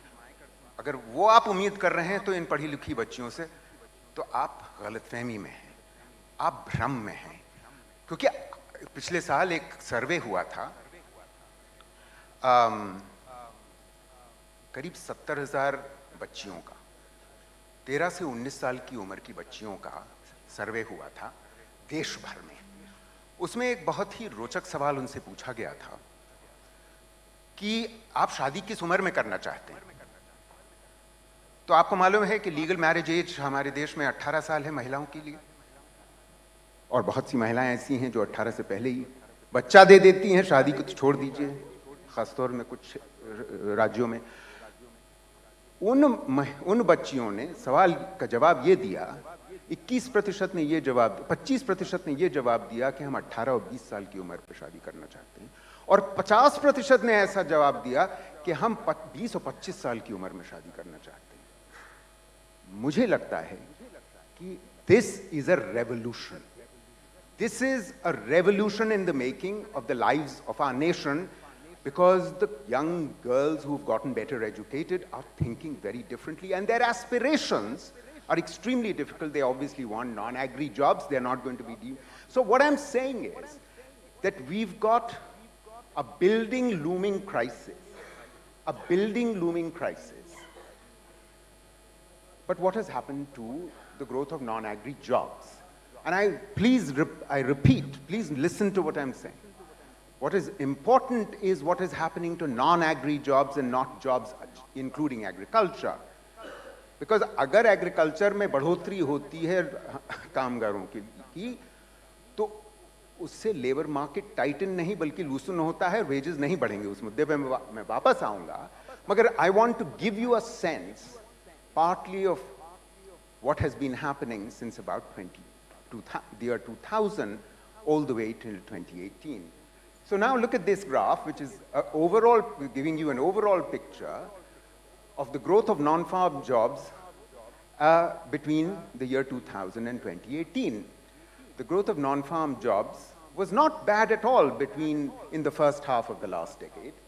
We were increasing at 7.5 million new non-agri jobs per annum at a time when we were adding, some 12 million young people to the labor force. However, what has happened after that is that the absolute number of entrants into the labor force fell quite sharply to about 2 million or so per annum. But look at the number of jobs that were still being created, non-agri jobs of about 7.5 million per annum. In other words, what this period from 2000 to 2012 is telling you कि हमारे देश के लिए संभव है, अगर growth rate बनी रही, अगर नीतियां सही रहीं, तो हमारे देश के लिए संभव है कि हम कम से कम 7.5 million new non-agri jobs per annum we can create, which at least today we are only 5 million people, young people are entering the labor force. In other words, it's perfectly possible that if we had sustained that we had sustained over a period from 2000 to 2012, that would be good. I'm giving you a sign of hope. I'm giving you a sign of optimism that we have done it. We can do it again in the future. So, in other words, let's not lose hope that we are about to lose our demographic dividend. We can do it. However, look what actually happened. कि 2012 और 18 के बीच में ये होता है. There's a dramatic fall in the number of new non-agri jobs that are being created, and I'm just going to very quickly sort of walk you through this so you begin to understand what has been happening. Manufacturing jobs which were growing at a reasonable pace, not a very strong pace. I think there are little issues, we can't go into detail here, but notice what they actually happened for the first time in India's history. 2012 के बाद 0.6 million per annum का absolute decline होता है manufacturing में, जो हमारे देश के इतिहास में कभी नहीं हुआ. मैन्युफैक्चरिंग जॉब्स में और ये संगठित क्षेत्र मिला मिलू करके है. An absolute decline in the manufacturing at a time when China has already become the factory of the world, all of East Asia has become the factory of the world, and our manufacturing share of GDP was 16 to 17% in 1991. Unfortunately, regardless of government, we've neglected agriculture, we've neglected manufacturing, and the share of manufacturing in GDP is still only 17%. And the share of manufacturing in employment, which was barely 10.5% of our workforce in the year 1993, and which had begun to rise, it was 12.8% of our workforce by 2012, has actually fallen back to 11.5%. This, in a context where Bangladesh has already gone to 16% of all workforce being in manufacturing. Vietnam is much higher, Malaysia is much higher, Thailand is much higher, China is much higher. So this is a real crisis in job creation, in a very critical sector of the economy. Growth in construction of growth in the construction sector, we've already been told, has dramatically fallen. So there is clearly a deceleration in the pace of structural transformation. And this is the number of people leaving agriculture since 2012. That's also fallen. Let me quickly move on because I don't want to take too much of time. Services seem to be the only sector which seem to be generating jobs. And the good news is that at least modern services are generating jobs, but of course, modern services require a certain level of education. What are modern services? Financial intermediation, pension, banking, insurance, airlines, sale of motor vehicles, and so on. Those have been growing. The traditional services jobs have not been growing very rapidly, but it is the only sector in the economy which is absorbing any new entrants into the labor force at all. Given this context, as the number of entrants into the labor force has increased, we have a situation where the number of jobs in the non-agricultural sector that is being created has fallen. So this is what you see in the open unemployment rate. जो एक open unemployment rate दशकों से stable थी, 2.2-2.3% के आसपास थी, 2012 में 2.2 थी, वो 6.1 हो गई. एंड ये इसका खमियाजा कौन भुगत रहा है? इसका खमियाजा भुगत रहे हैं हमारे देश के युवा जन. तो ये this is the educated unemployment rate, age 15 to plus. This is the actual age to 15 to 29 का ये open unemployment rate. Open unemployment rate की बात करूँ, अंडर एम्प्लॉयमेंट की बात नहीं कर रहा. अब आखिरी बार देख लीजिए, आखिरी बिल्कुल कोने में बार. In 2012 it was 6.1%. This has tripled to 17.8%. 15 to 29 year olds की बात हो रही है. और दूसरी बात ये देखिए कि जैसे जैसे आपका एजुकेशन स्तर बढ़ता है, वैसे वैसे आपकी ओपन अनएम्प्लॉयमेंट रेट बढ़ती है. ये पहले का भी एक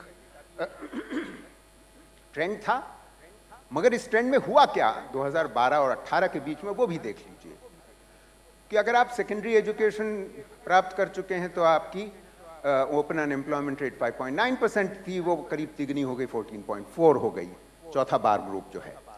और इसी तरीके से आप हर देख लीजिए, graduates have gone, graduates 15 to 29 year olds 19% to 36%, postgraduate 21% to 36%.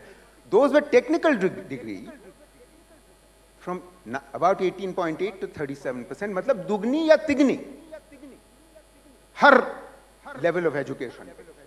And vocational education वालों की तो भली चलाई बेचारों की. इसका असर क्या होता है? इसका असर ये होता है कि there was a period between 2004-05 and 11-12 when jobs were growing fast. When jobs were growing fast, the labor market tightened. There was Manrega, the MSP was rising, construction jobs were really growing fast.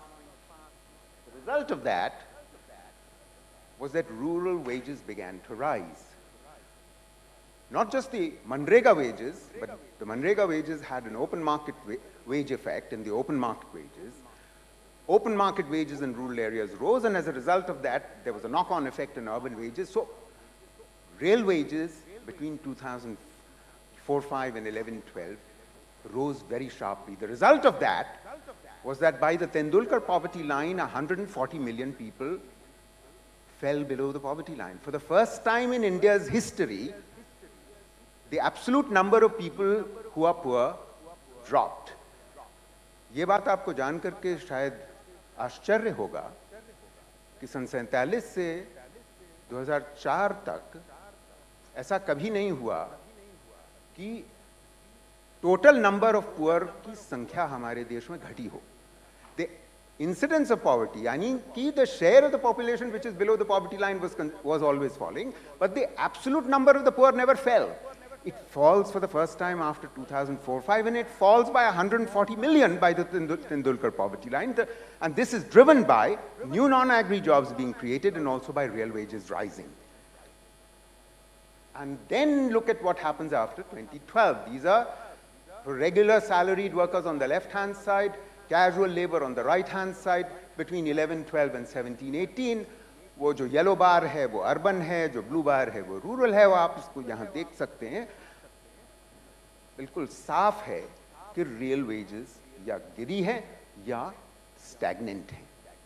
और यही कारण है कि consumption expenditure घटा है rural areas में. आप अभी भी आंकड़े सुन चुके हैं, पिछले सेशन में आप सब सुन चुके हैं. अब ये फाउंडेशनल रीजन है इस स्थिति के उत्पन्न होने का. ये एक बहुत बड़ा कारण है कि हम ये कह सकते हैं कि ये इकोनॉमिक क्राइसिस जो आज हमारी अर्थव्यवस्था पे गुजर रही है वो एक स्ट्रक्चरल क्राइसिस है, ना कि cyclical crisis hai.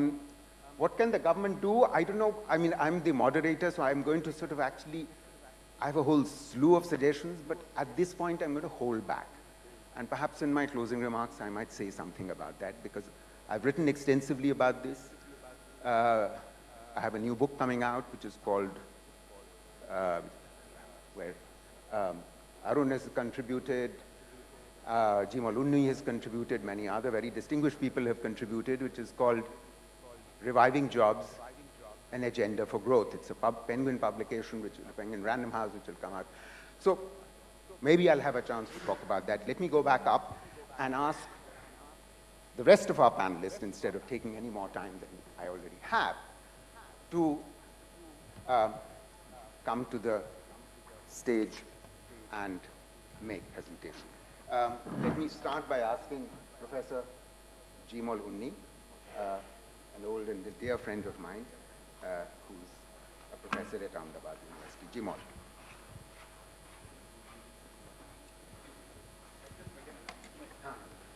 Because बाहर क्या हुआ है कि it's all barricaded. There are two protests happening, JNU protest and Youth Congress protest against Pragya's comment. So people are outside, can't come in. So please bear with us. They are all locked outside.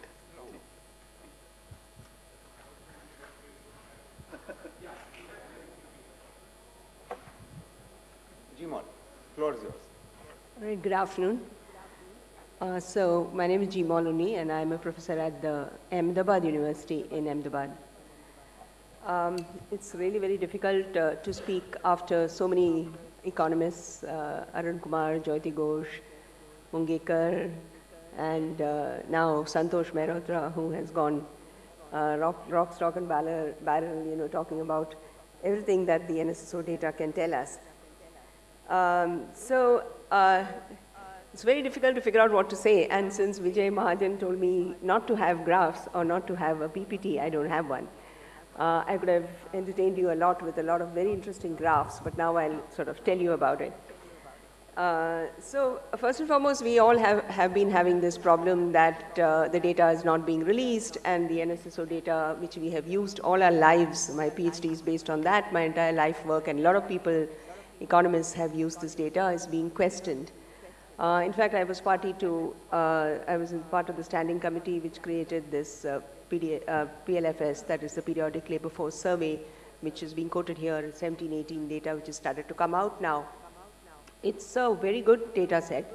It is being questioned now, but the advantage of that is that it is supposed to bring out data for every quarter, so 3 or 4 times in a year. Which is for urban areas. For rural areas, we still get only one estimate. And that's a huge improvement over the NSSO data, which we were really getting only once in 5 years. So if that data is suppressed, which is now the consumption expenditure data of the same rounds are being suppressed, because that's also coming out of this survey. So then we are forced to turn to what do we have? So private sources of data is something that people like me and Mehrotra would not have touched. But in today's day and time, we are left with trying to figure out if there are other sources of data which are more regular and come out so that we know the current situation as it is going. So as of now, I've been sort of looking at the Center for Monitoring Indian Economy brings out this consumer pyramids, household consumer pyramids survey. They do it 3 times a year. and it's a kind of a panel, a moving panel, and then they produce data for every month. So on employment and a whole lot of issues. I mean, you can study, I mean, I see a lot of students here. It's a little difficult to get the, you get your institutions to pay for it. Mine is not good enough. Ahmedabad University doesn't pay for it, so I just use the Indian Institute of Management, Ahmedabad's data. I mean, they pay for it and they buy it, so you keep getting this data. So you collaborate with professors there and you can use this. So the interesting thing there is, like, everybody has been talking about the decline in the female labor force participation rate. We have looked at the data and we're looking at it and we're still analyzing it. In my next few rounds of presentations at various conferences, we'll be using this data. We've been using it from 2014. We've used it from 2014 to 2018 end, and 19 is also available if we require it. And so you get this period when you see the two big shocks which has hit the economy, which all the professors before us and panelists before us have spoken about. One was the demonetization, another was the GST. And it's most fascinating, since you're getting this data moving per month, to see what is happening. So I'll try to tell you something about that data, as it's different from what most of the other people have been able to tell you about. So this is the CMI Consumer Pyramids, Household Consumer Pyramids Survey from 2014 on. So first most striking thing which hit me, since I worked on women's participation for a very long time, women's participation rate has been declining since 2000, has always been declining. But in this, if you look at the 14-15, you see this decline. Almost everything happens around the time of demonetization, around 16. It starts actually just before that, but then you see the steep decline in women's participation. But the most interesting thing about this is that the male workforce participation is declining. So since just before the demonetization, it started actually, and then the demonetization gave it a hit, and then you just see this inverted U, whereas the male workforce participation rate was going up, and then after 15, 16, and then 17, GST shock, you see this huge decline in male labor force participation rate. So naturally, then you have the unemployment rates going up. It's quite explainable why the unemployment rate is also, then you see this increase in the unemployment rate. Though immediately after demonetization, you actually don't see that. And after that, the unemployment rate begins to rise. And the sharp increase in unemployment rate, you actually see from July 2017, that is after the GST shock. It's actually absolutely fascinating that, a data set which we think is maybe not the best, I mean, they're not the most trained people collecting it, is still able to record what we are hearing and seeing and talking about. So then, which is the sectors which are falling? So obviously we look at the wage-employed people and the self-employed people, because the self-employed people are the business people, and you have the big business and the small business, and it constitutes a very, very large proportion of our population. Like somebody here was talking about the MSMEs. So the MSMEs, if you look at it, the micro, small, and all put together, if you look at the economic census of 2013, which is the last one we have, which is a census of enterprises, 66% are in this micro and small enterprise thing. If I have time, I'll talk about it later.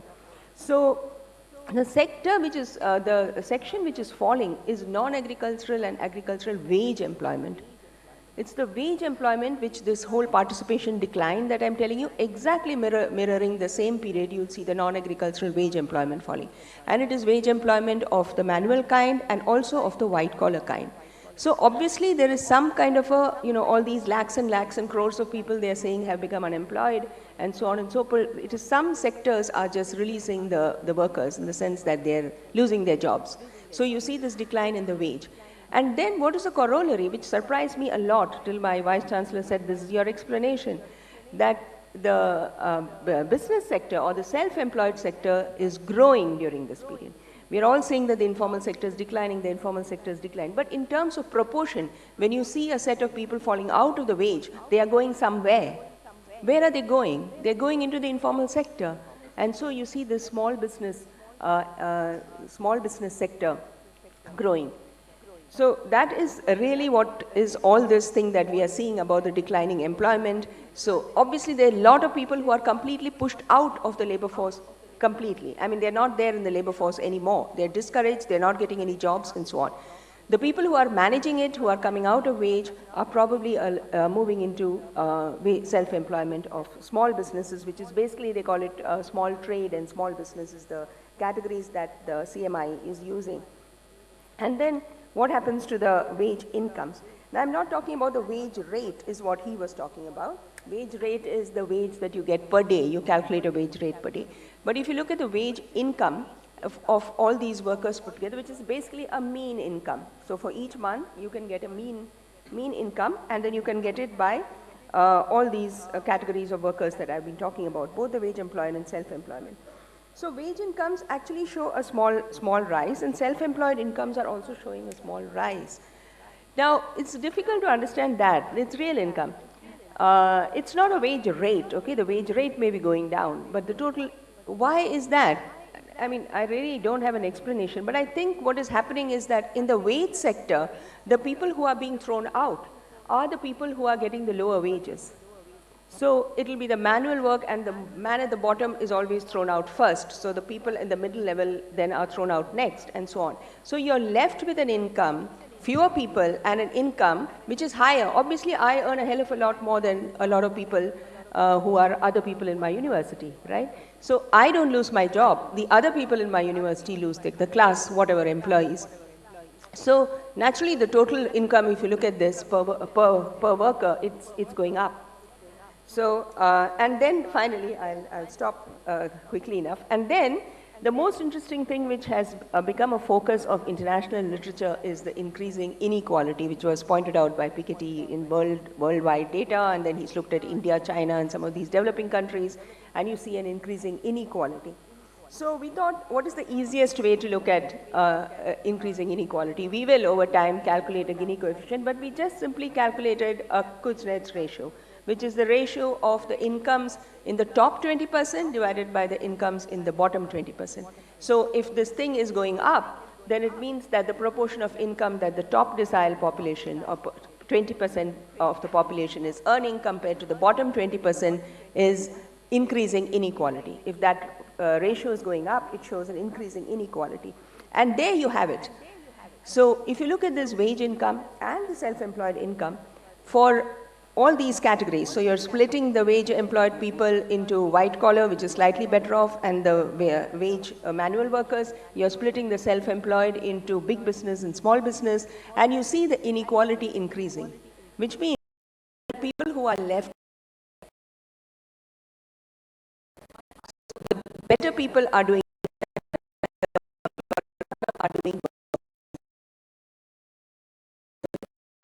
the whole story is of declining wage work participation. Who is declining? The wage people are declining, and there's some kind of an increase is happening among the small businesses, and then the inequality of all these groups is increasing because you have a segment which is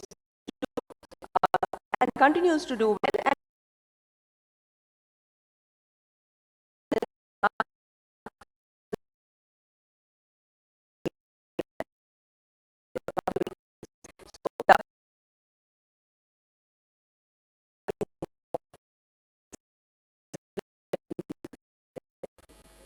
I think as of now, I'll stop there because this thing is about what can we do about it.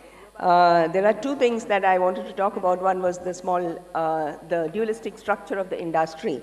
That is the whole thing which is being flagged here as the unorganized sector or the micro and small enterprises. And I think somebody made a very interesting point here, talking about the MSME micro from that MSE, the medium and small enterprise, because they're really different kind of enterprises. The scale of operation is different, technologies are different, their productivity levels are different, their needs are different.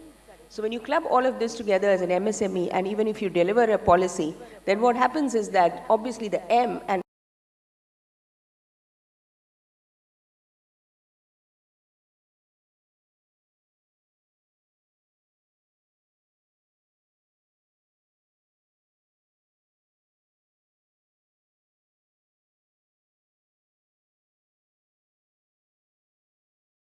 education and occupations in the self-employed sector, and what is it that we can do about that.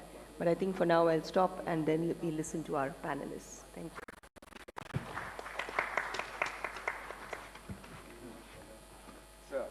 We're going to now ask Sri Elangamanji, who is a member of parliament for the DMK, to give us the benefit views. The floor is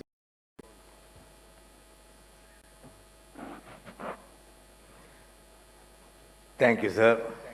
Mr. Vijay Mahajan, Madam Jima Lunni, Mr. Santosh Mehrotra, Arun Khobragade, and D. Raja and others. First, I thank you for this opportunity given to me. As was introduced, I am a member of parliament, a politician, and not an economic professor. So my views will be more from, not from this side, from your side. The major issue now is unemployment. Why this is happening? My first view, my first opinion on this is that it is for the governments to work on it and see that employment generation is happening. That is, the government's priority should be economic development, employment generation, and other things. The problem we are now facing is that we have a government which priority is not development, but something else. That is the problem mainly I see, because they do not even want to know, the public know the actual figures, actual crisis faced by this country today. The NSSO organizations, domestic consumption figures, more than 200 economists have written a letter to the Prime Minister to release the report.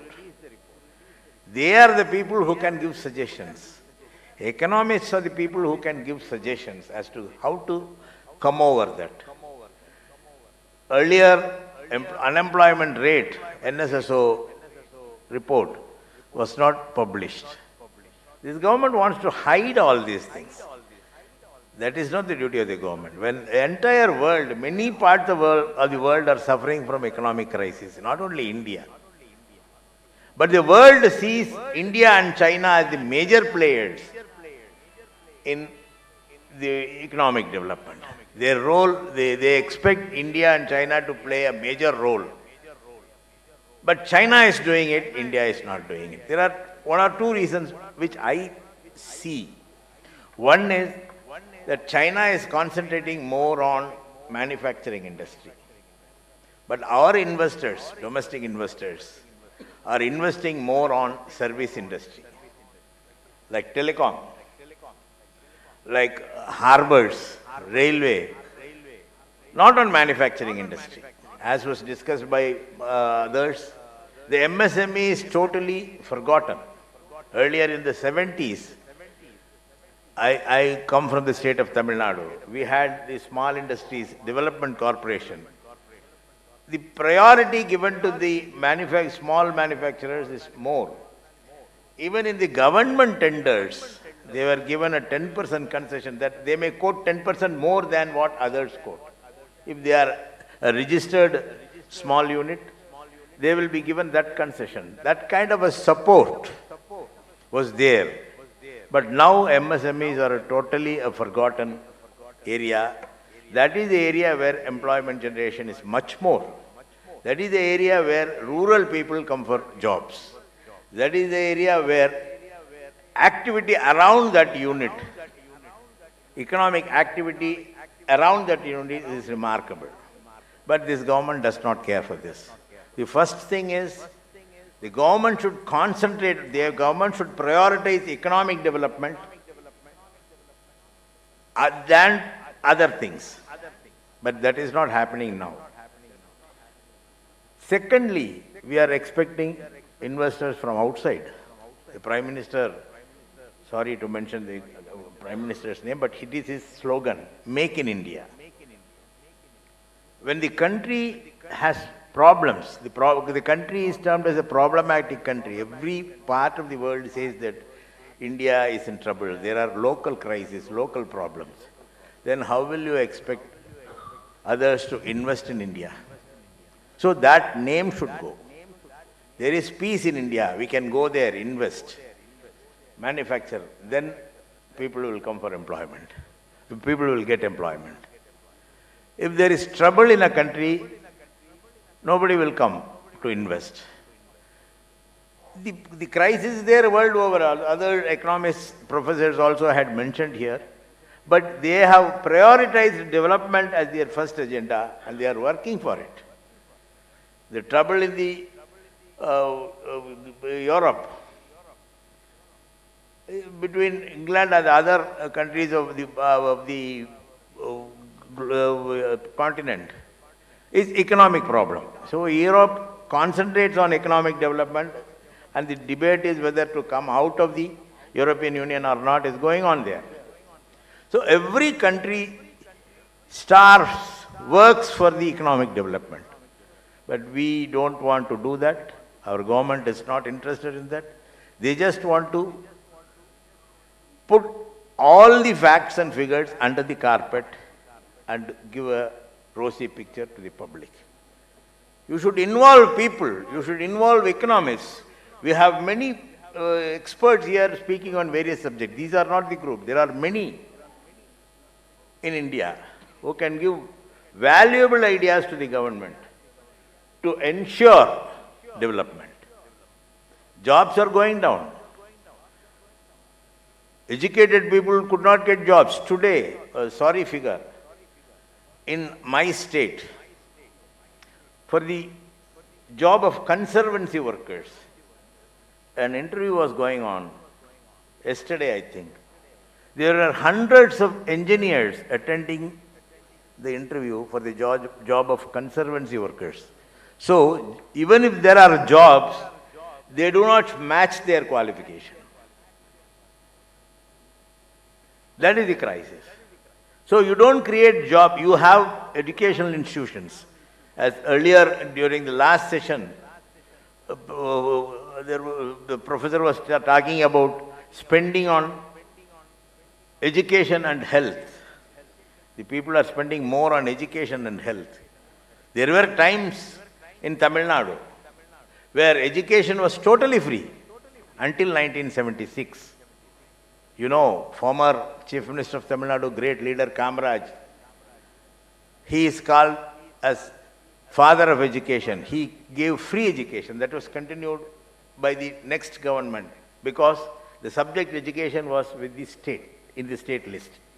When it went to the central list, union concurrent list, then onwards in Tamil Nadu, education had become a costly affair. A free education has turned to, for an LKG or first standard student, they had to pay lakhs of rupees for their education. So where will the family go? They go to the bank, get a loan, and throughout their career, they will be repaying that loan and not spending the money for any other thing. That is a position. So there are areas where performing state governments are also not allowed to perform. It is not only in the hands of the union government.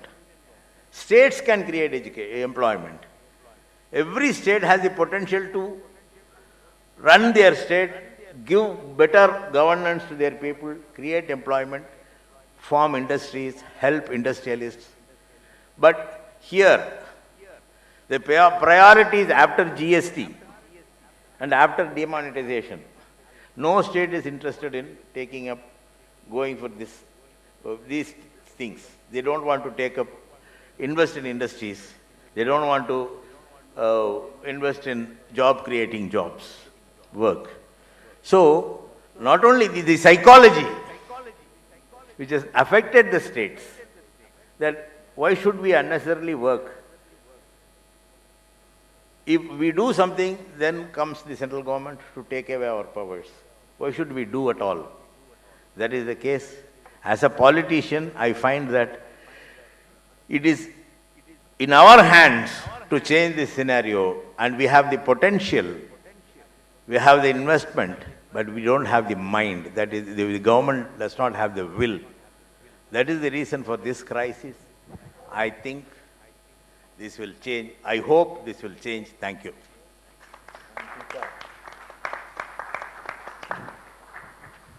Thank you very much, sir. I'm now going to request Arun Khobragadeji, who is the head of the Babasaheb Ambedkar Social Innovation Council, to give us the benefit of his views. Who's also a businessman in his own right, I should add. Namaskar. Two disclaimers. One, I am not an economist, so I will not give any data. And second, I am not a professor, so I will not take 45 minutes of yours. Right? For past 10 years, I have been working with SC, ST and OBC youths. Around 2010, myself, Chandravanji, Shyam Babu, Mananiya Digvijay Singh had been our mentor. We found that there had been two things that had happened in India which are going to create a problem in jobs for this particular community going ahead. Number one was disinvestment in public sector undertaking, and second was no investment in public funded education, especially primary and secondary education. When we saw that, we knew over a period of 20 years, job creation is going to be a huge problem for this section of society. So what we tried to do was, because at that time in 91, along with disinvestment, one specific word came into our economy. Our economy was called as a market economy. Now, every economy has its own pivot. When the world was going through an agriculture economy, land was the pivot. When the world moved to manufacturing economy, power and energy was pivot. When the world and India moved to market economy, consumption was the pivot. And when consumption is the pivot, the producers of the goods always works for efficiency. And man and human beings in a country or citizens of the country are referred to as manpower. And when they are referred to as a manpower, they become cost. And any efficiency demands that there has to be a reduction in cost. So what we are talking today is because what we have done in 91, 92, when we entered into a market economy.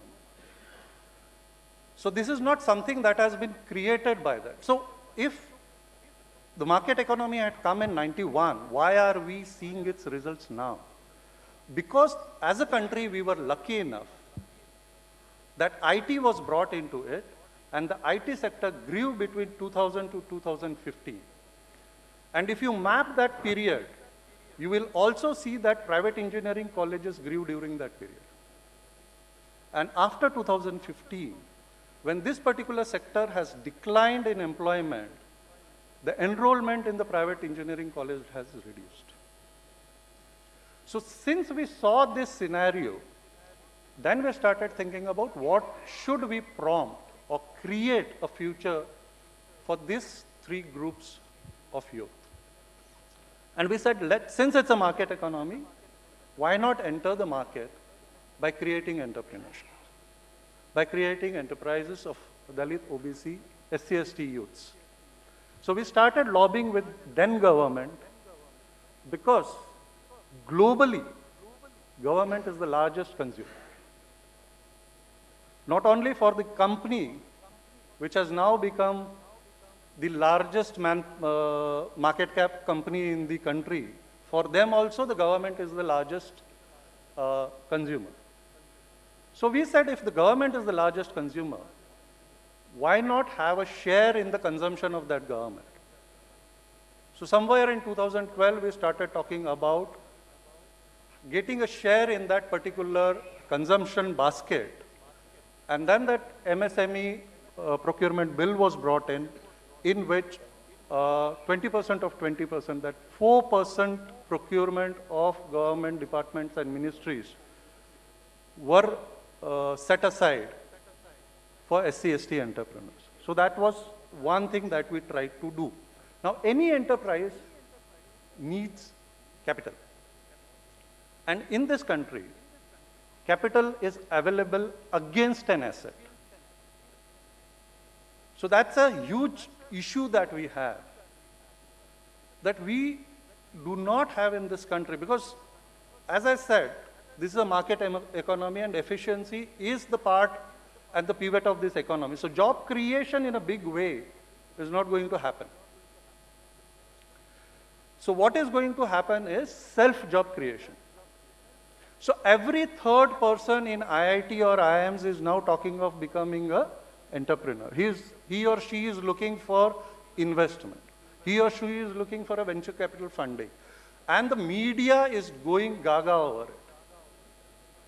But 90% of the people, or rather 95% of the people, if they have to set up their own self-enterprises, then you need capital from publicly funded banks. And the moment you talk about banks, in last 5-7 years, since the Bahujans have started going to the banks to ask for credit, NPA has started suddenly becoming a big word.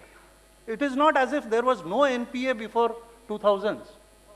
There was, but media has started picking up NPA word after 2000 when Bahujans have started walking into the banks and asking for credit.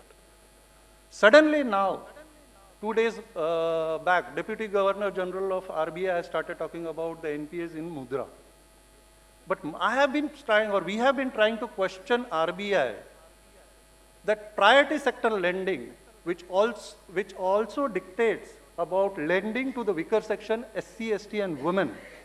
On the granular basis, RBI every quarter gives a report to how many women have the banking system financed. But for last 10 years, there is not a single quarter where on a granular basis we come to know how many SC or ST enterprises have been financed.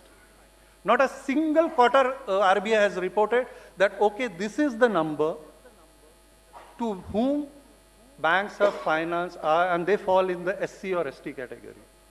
Because if that number starts coming in, then we will know how many applications have been given to the bank and how many of them have been rejected and what are the reasons that they have been rejected.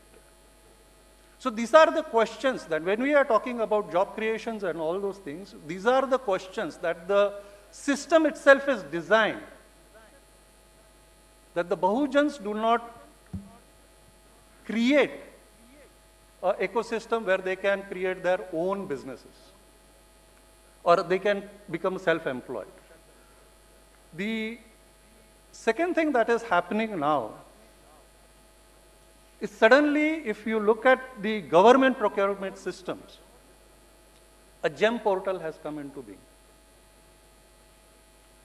The result or the rationale given for that GEM portal has been that it will, if there is any nepotism, that nepotism will not be there because it's an online portal, and we will have a fair price procurement out there. But the eligibility criteria to register as a vendor on that particular portal is that you should be in the business for 3 years.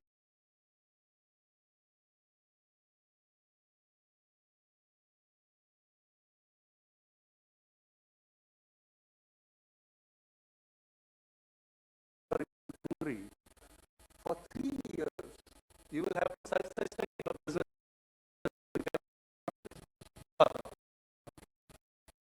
So these are the constraints that should be removed. The kind of talent, right? People apply for the jobs. They are underfilled for that.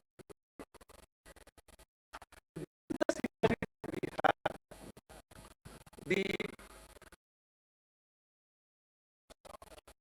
around creating self-enterprises.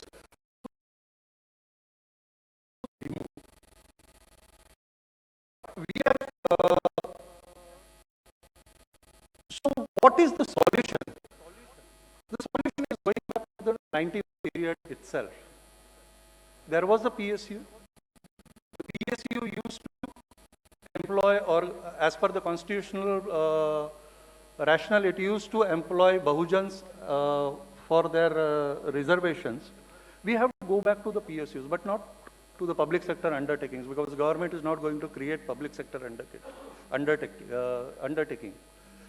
But publicly sourced and funded undertaking. So this is what we are working on. Basic, the organization that we run, Babasaheb Ambedkar Social Innovation Council, we define poverty in a specific way. Poverty for us is constraint on freedom of choice. So for example, if it is an education that I am talking about and I am a poor person, out of the available choices, right from the government schools to the Doon school, I have a constraint and I can only apply or send my kid to the government school. So what does a basic do? So basic tries to bring in the facilities that are enjoyed by a good brought into the government and the government will be digitalized. So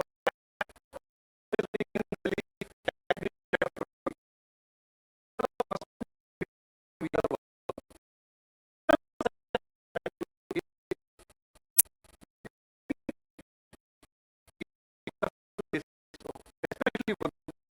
and seeing whether they can be skilled in a particular industry, in a particular segment. So we have identified garment industry or apparel industry as one of the industry where for each machine that you add, you need a body to run that machine. So women are being skilled from tailoring to garmenting, and the government is being asked or requested to put in the capacity or fund for the creation of the capacity, and also asked to fund the skilling of these people. What government is doing is government is incentivizing today the industries. It is incentivizing industry, but in a way where it loses revenue, because suppose a big industry is being set up, government gives it subsidies or tax benefits and free electricity and all that. So government is losing revenue, and since you are financing big industries which runs on being efficient, the job employment is also low. So what we are seeking from government now is change that subsidization or incentive model in such a way that you put that entire money creating infrastructure or financing the productive infrastructure which can be utilized by hundreds and thousands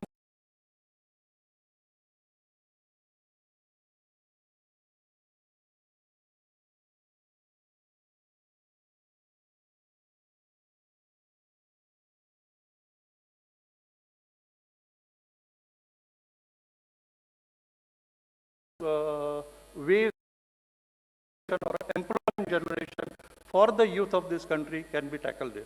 Thank you for giving me a patient listen. बहुत धन्यवाद खोबरगाड़ी जी। मैं अब श्री राम करूँगा कि वो अपने विचार व्यक्त करें।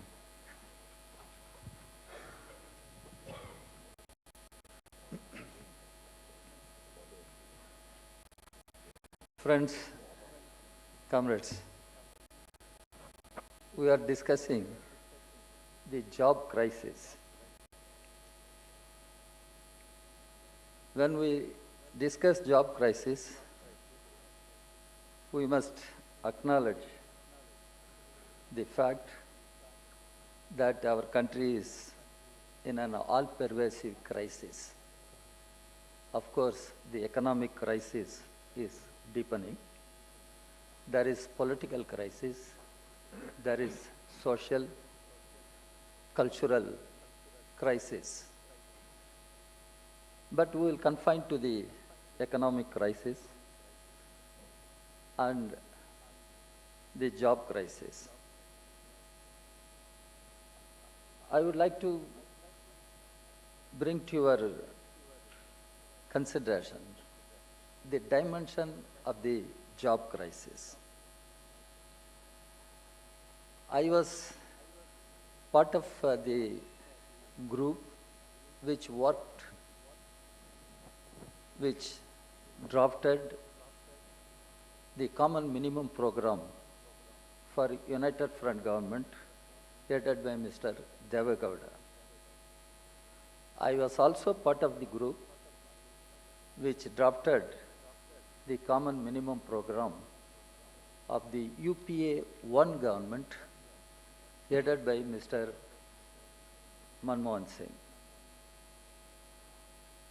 When we worked on the common minimum program for UPA 1 government, we discussed the question of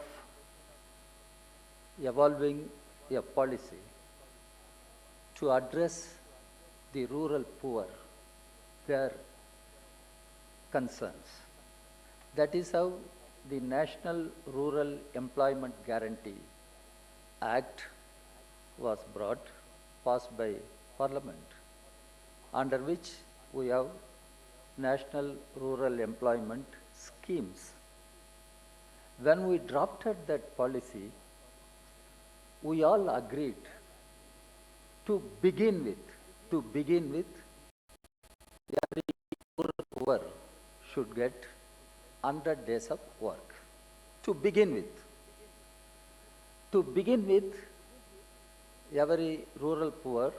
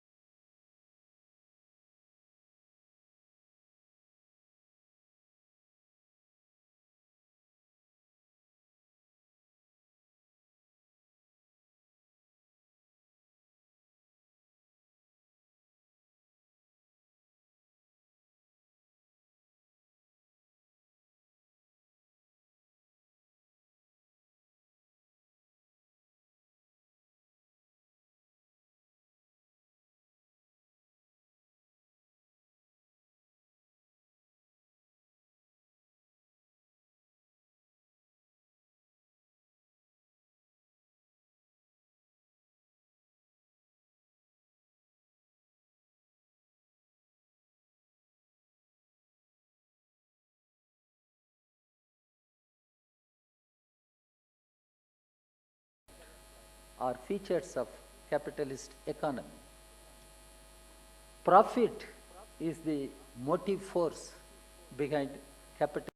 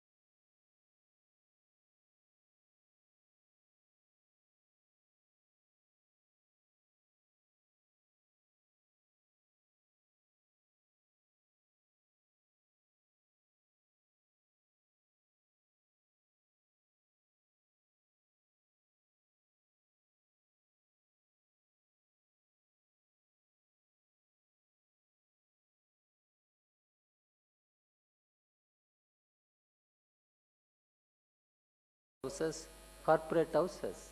We must be clear. It is not that just I am a communist, I speak.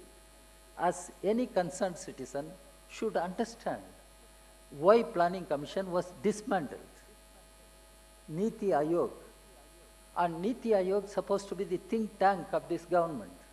But Niti Ayog proposes privatization of everything, including public health, public education. What is the crisis in JNU? One should try to understand. The JNU issue is not JNU issue. It is issue of our entire nation. We are confronting such a situation. Whether we can continue to have public funded education or not. Whether we can have public funded education or not. Even when the neoliberal economic policies were imposed, claiming to be Washington consensus, it was World Bank, IMF consensus. It was their policy and it was imposed. Now the same IMF, World Bank economists, they come out and say national states should invest, should spend more on education and healthcare. What happens in India or in several other countries? We must ask. That is why there are certain long-term questions which we need to raise. The capitalist economy, I am convinced, cannot solve the problem of unemployment, and job crisis will continue. But in the given situation, we have to address certain concerns. We cannot keep quiet. So we will have to force the government of the day what policies it should pursue, how it can address the job crisis. There I think the public sector undertakings need to be protected, because government is the largest employment provider. Government is the largest employment provider. Let us acknowledge that fact. So public sector undertakings must be strengthened. But what is happening today is reckless, massive disinvestment of public sector undertakings. Sale of public sector undertakings. Even, can you imagine the way Air India is put on sale, railway stations are put on sale, and you are inviting all foreign direct investments and opening up all the doors, and you claim to be Make in India. And Prime Minister talks about Make in India. And Prime Minister opens up all the gates for foreign investors. Foreign investors come here not to make India, but to make profit. Let us be clear. Profit is their motive. But even while they make profit, can we think India will be built? And our people will get jobs? And here public sector plays an important role. Nehru could understand the role of public sector. That's why he laid foundations for all our heavy industries, public sector undertakings. That's why Ms. Nehru went to an extent of calling the public sector undertakings, they are the modern temples of modern India. Let us remember Nehru, modern temples of modern India. We are fighting for temple, mosque, church today. But Nehru called public sector undertakings as modern temples of modern India. And we should build more public sector undertakings. It has two objectives. One, the economic development, providing employment, that does. The other one, social objective. That is, public sector undertakings only give opening for the entry of Dalits, Adivasis, OBCs. Why the reservation policy came? And reservation policy is implemented in public sector undertakings, government services. But in private, no policy. I challenge this in Parliament also.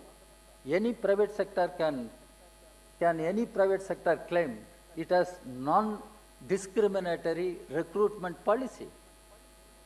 Where is the reservation policy in private sector? Reservation policy is the policy of the nation. How come private sector refuses to implement reservation policy? That is where the question of the Dalit capitalism emerges. And America, the black people and the colored people, they have certain protection in the name of affirmative action. This was referred by Mr. K. R. Narayanan also. You build any number of highways, expressways, but please see there is a pedestrian path. Poor people should walk. Ordinary people should walk. See that. This is what K. R. Narayan said.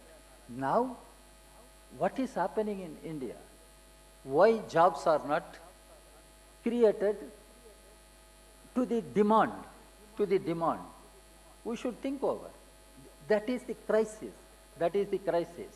And the public sector is undermined.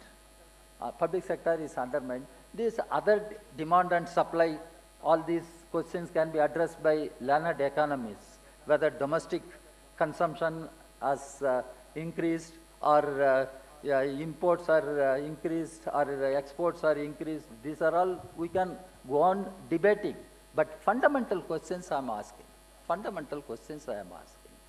Dismantling public sector, destroying public sector, can you strengthen Indian economy? And Mr. Modi and his colleagues also claim fundamentals are strong. Fundamentals of economy are strong. Mr. Manmohan Singh said, our fundamentals are strong. Mr. Pranab Mukherjee said, our fundamentals are strong. When? At the time of 2008 crisis, when there was economic meltdown, financial crisis, they both claimed our fundamentals are strong. If our fundamentals are strong, what do we mean by fundamentals? A, it is public sector undertakings. B, public sector banking industry. C, public sector insurance industry.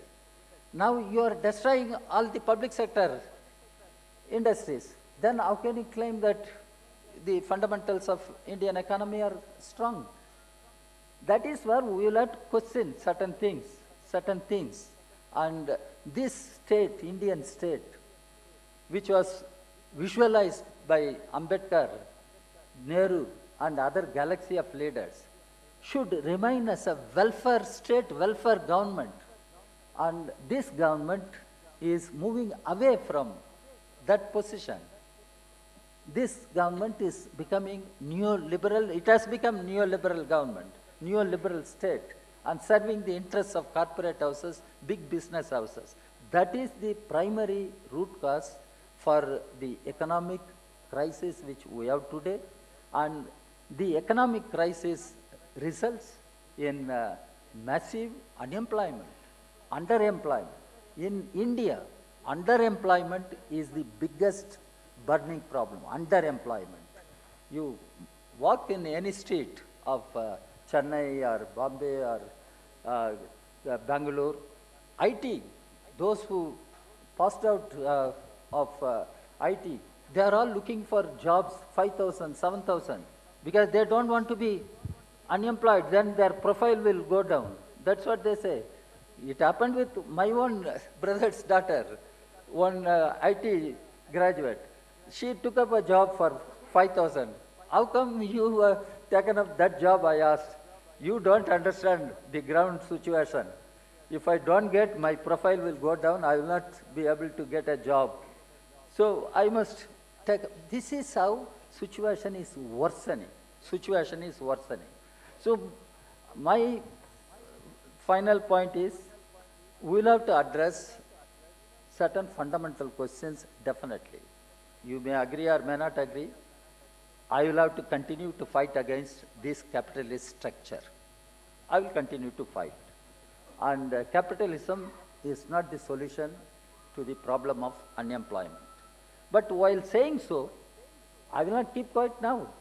I am living in capitalist system. Within the system, I will have to fight against the system. Remaining in the system, I will have to fight against this system. And I will see the public sector remains intact. Public sector is protected and more investments done in public sector, public funded education, public funded healthcare. I will continue to fight. And this is not a fight for some organization. It must become a collective fight. It must become a collective fight. All those who concerned for the future of our children, our young women, young men, they are facing a very uncertain, gloomy future. What should be our response? And we need to raise our voice, not only inside Parliament, outside Parliament also. We need to protest. We need to mobilize people to force the government to change its policies, to address the real concern of the people. That is how we need to fight. We need to fight. And while we talk about job crisis, it is not just a technical issue which some experts or economists can sit and resolve. It is a political, economic issue, and unless you fight against the policies of the government, you cannot find solution. And we need to fight against the policies pursued by the present government. And we should fight against the policies. And that is what I would like to appeal. And there is a crisis, job crisis. Madam Nirmala Sitharaman can say India has not entered or drowned into recession. Whether India is in recession or not, India is on the verge of recession and the whole world is on the verge of recession. It may not be like Great Depression, may not be like what happened during Great Depression, which led to World War and other things. But we are at a different crisis, and it is a new type of crisis. And we talk about fourth industrial revolution. In the period of fourth industrial revolution, what is the crisis? How to face this crisis? How to fight this crisis? And it is a political, ideological fight. I humbly submit to you. It is a political, ideological fight, and we need to join together. We need to fight hand in hand together, and we need to save this country and take this country in the interest of our children, of our young people who are facing a very gloomy future. With these words, I conclude. Thank you very much.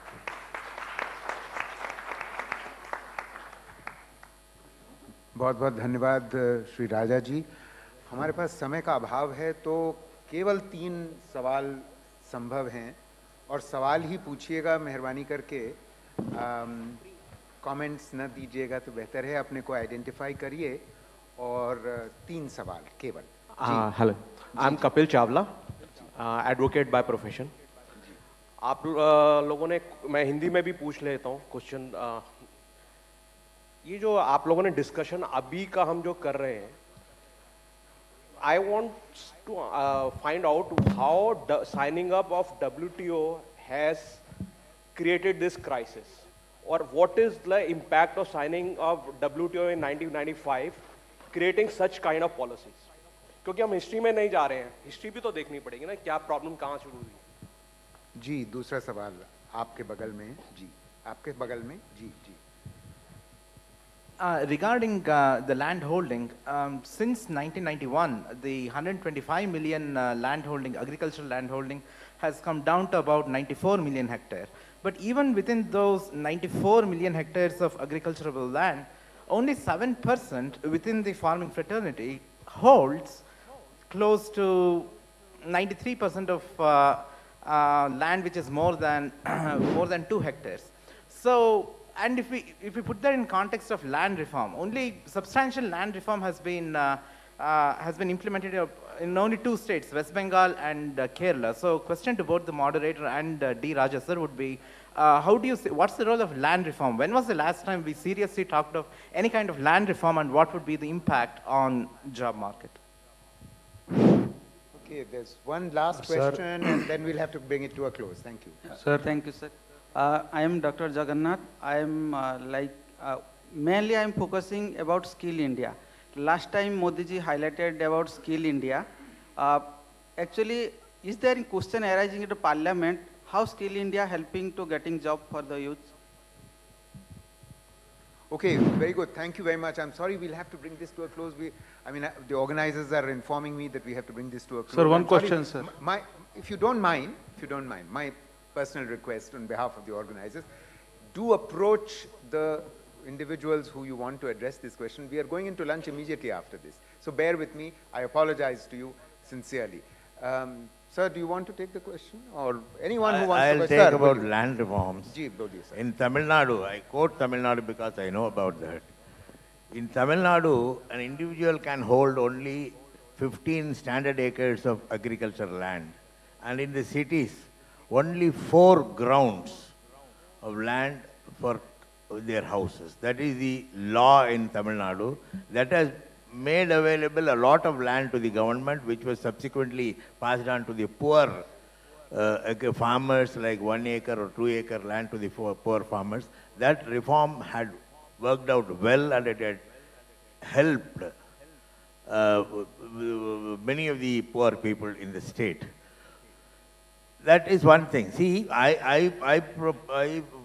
for me, there was one question which I have been raising in the parliament, that is, there should be a specific area for agricultural land like what we have for forest cover.